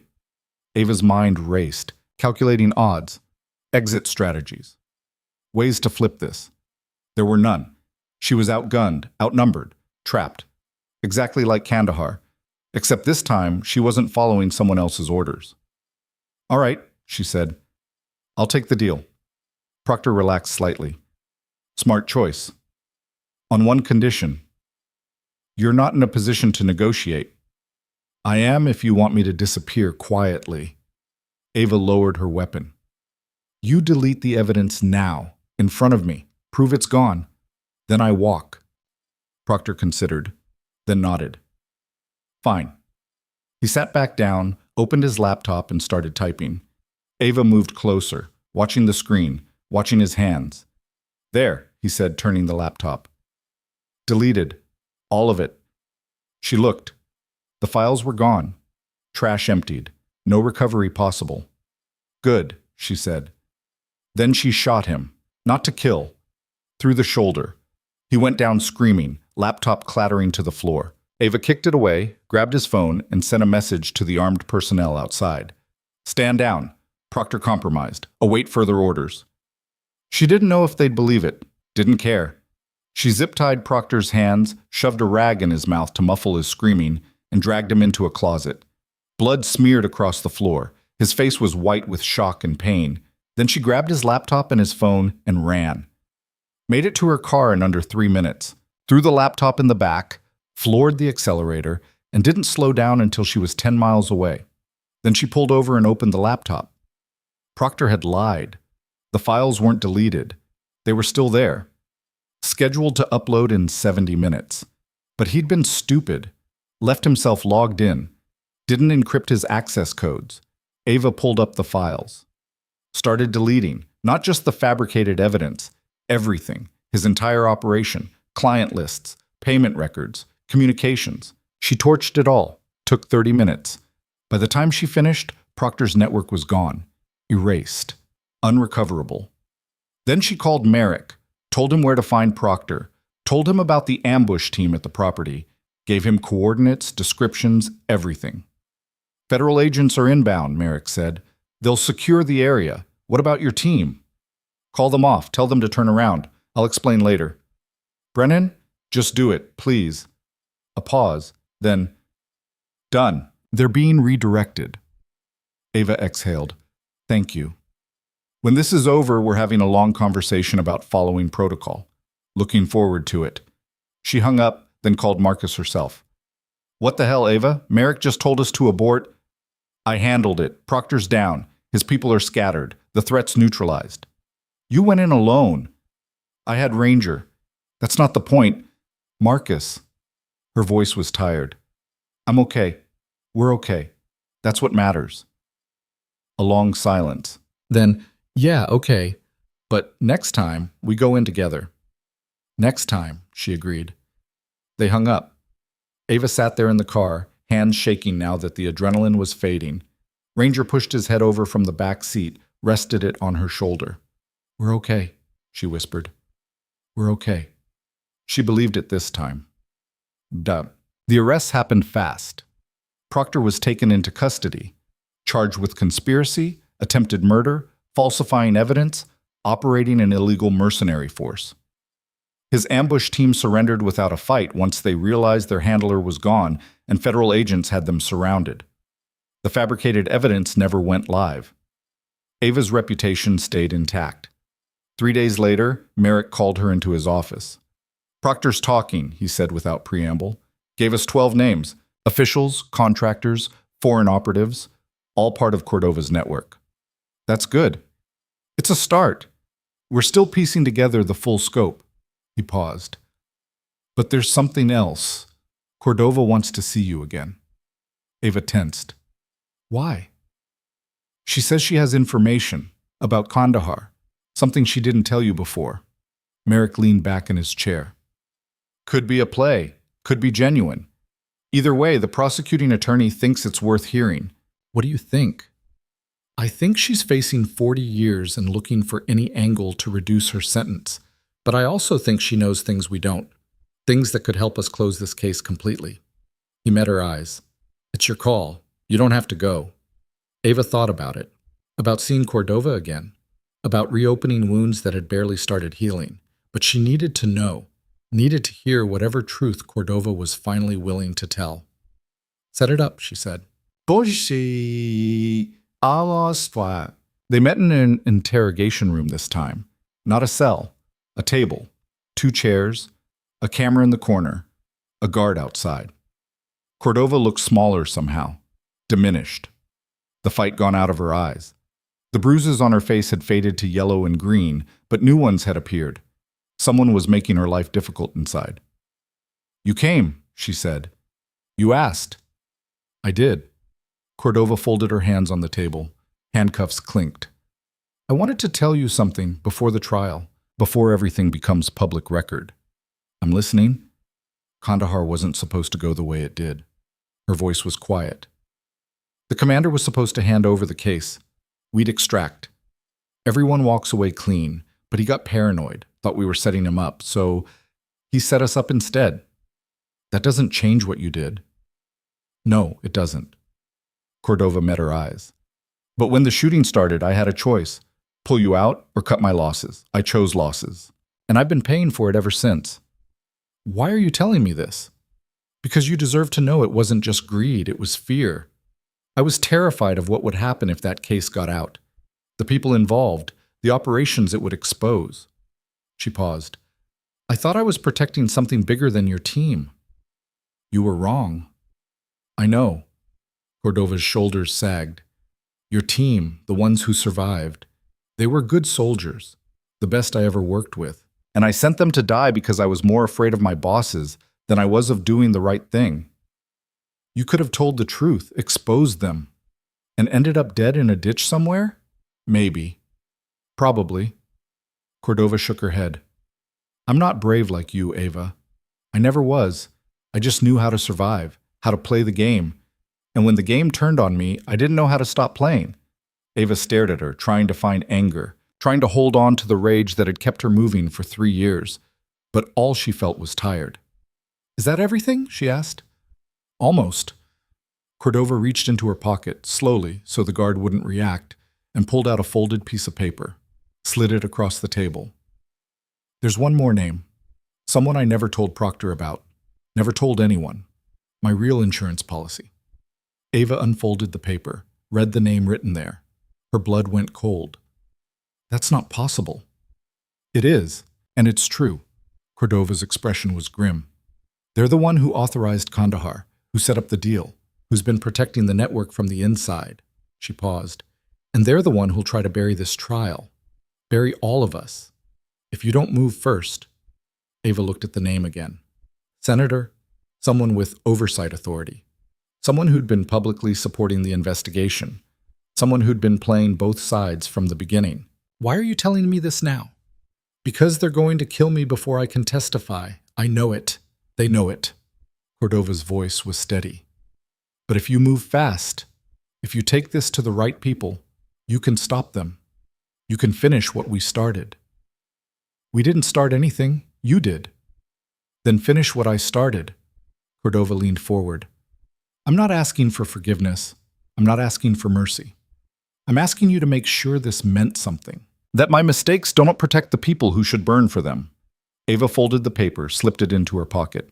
"I'll look into it." "That's all I can ask." Cordova sat back. "For what it's worth, I'm sorry. I know it doesn't matter. I know it doesn't fix anything, but I wanted you to hear it." Ava stood, walked to the door. "Ava." She stopped, didn't turn around. "You're going to be okay," Cordova said quietly. "You're stronger than I ever was. You'll survive this, all of it."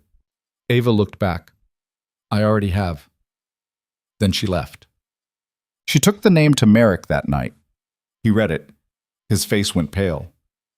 "Are you certain?" Cordova seemed certain. "Cordova's a liar facing life in prison. She could be manipulating you." "She could. But what if she's not?" Ava leaned forward. "Run it down. Check financial records, travel logs, communications. If there's a connection, you'll find it." Merrick was quiet for a long time. Then he nodded. "I'll look," quietly. "If this is real, if a sitting senator is involved, we need ironclad proof before we move." "How long?" 2 weeks. Maybe 3. Cordova said they'd try to kill her before trial. "We'll increase security. Put her in isolation." "That might not be enough." "It'll have to be." Merrick met her eyes. "In the meantime, you need to be careful. If this senator knows you're investigating, you become a target. I've been a target for 3 years. I'm still here. This is different. This is someone with resources, power, reach. He paused. Promise me you won't do anything reckless. I can't promise that. Ava, but I'll be careful, that I can promise. It wasn't enough for him. She could see that, but it was all she had to give. 2 weeks later, Merrick called. We found the connection. Financial records show the senator receiving payments from a shell company linked to Cordova's network. 12 transactions over 4 years, total of $8 million. Ava felt vindication surge through her. That's enough for an indictment. It's enough for questions, not quite enough for charges. We need more. Merrick's voice was grim. But there's a problem. Cordova's dead. Ava's world tilted. What? Found in her cell this morning. Apparent suicide. Hung herself with a bedsheet. That's not suicide. I know what it is, but the official report says suicide. And without Cordova's testimony, half our case just evaporated. Ava's hands were shaking. The senator? We don't have proof, but the timing's suspicious as hell. A pause. I'm pulling you out, putting you somewhere safe until we figure out our next move. No. Ava, I'm not hiding, not again. Her voice was steel. You want proof? I'll get you proof, but I'm not running. This is bigger than you. It's exactly about me, about my team, about everyone who died because these people thought they were untouchable. She stood. I'm finishing this, with or without your blessing. Silence. Then, you're going to get yourself killed. Maybe, but at least I'll die standing up. She hung up. Spent the next 3 days digging, not through official channels, through back doors, through contacts she'd made in her years underground, people who knew how to find things that didn't want to be found.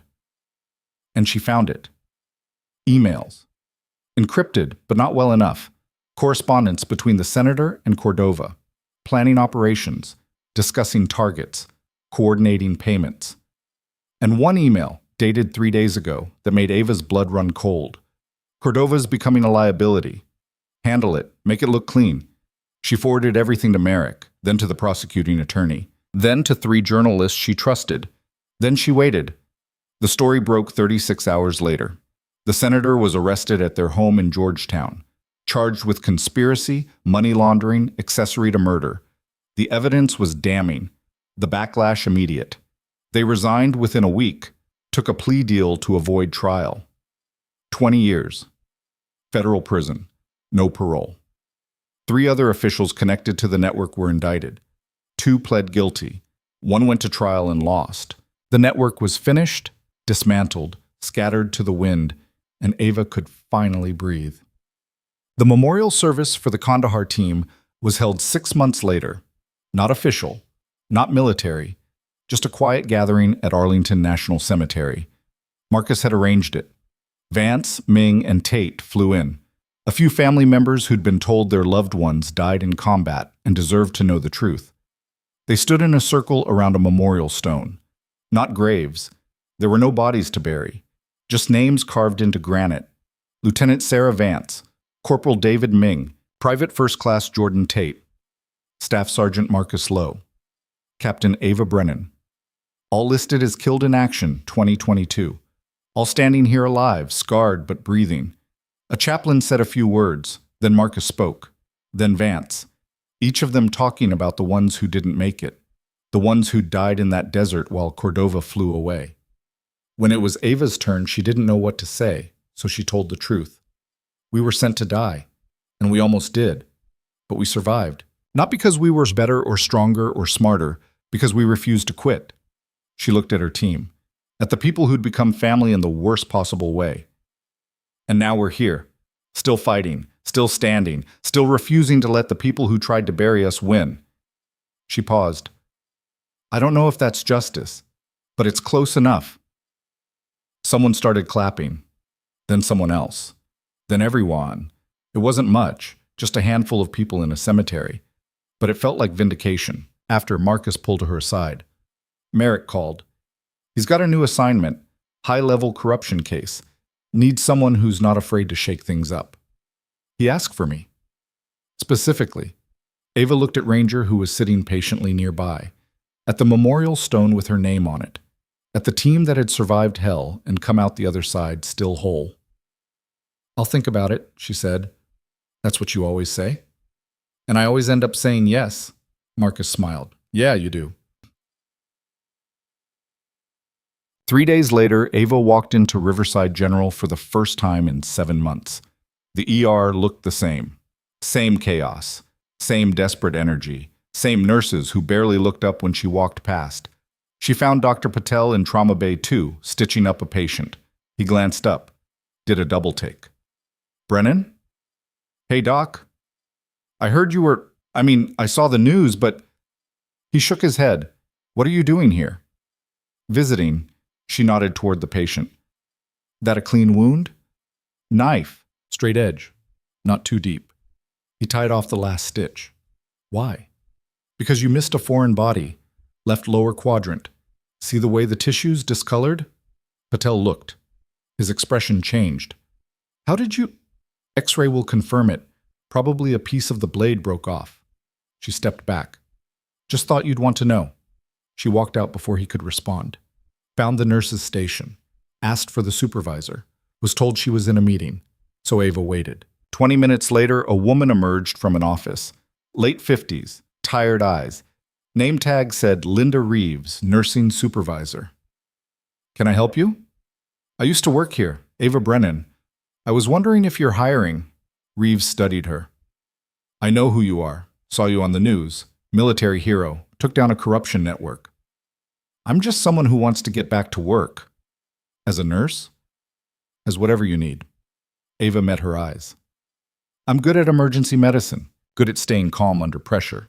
And I'm tired of fighting wars. I want to save lives instead." Reeves was quiet for a long moment. Then she smiled. "We're always short-staffed. When can you start?" "Tomorrow." "Then I'll see you at 0600. They shook hands. Ava walked out of the hospital feeling lighter than she had in months, maybe years. Ranger was waiting by the car. She scratched his ears, got in, and started driving.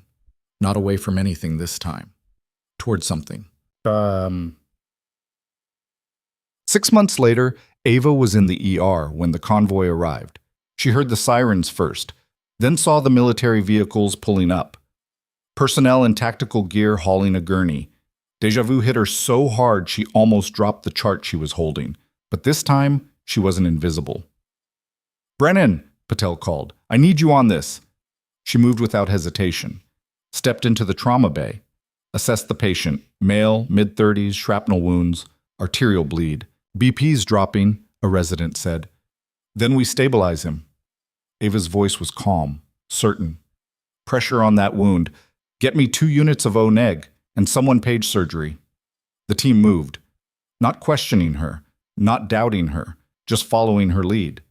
The patient stabilized. Surgery took him after 20 minutes. Prognosis good. Afterward, Patel found her at the nurse's station. That was impressive. That was training. That was leadership. He paused. "I'm recommending you for senior trauma nurse. You've earned it." Ava looked at him, at the ER behind him, at the organized chaos she'd once hidden in and now helped command. "Thank you," she said.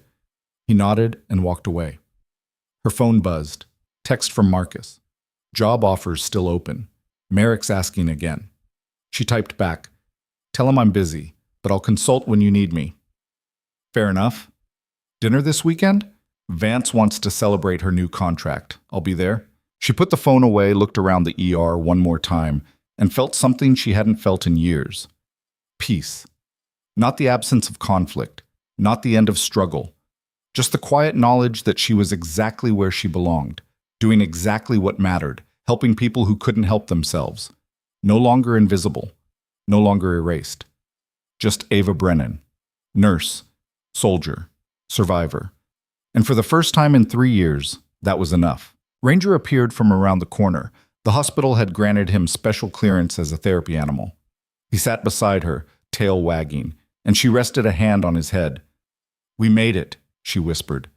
He leaned against her leg, and together they walked back into the controlled chaos of the ER, ready for whatever came next.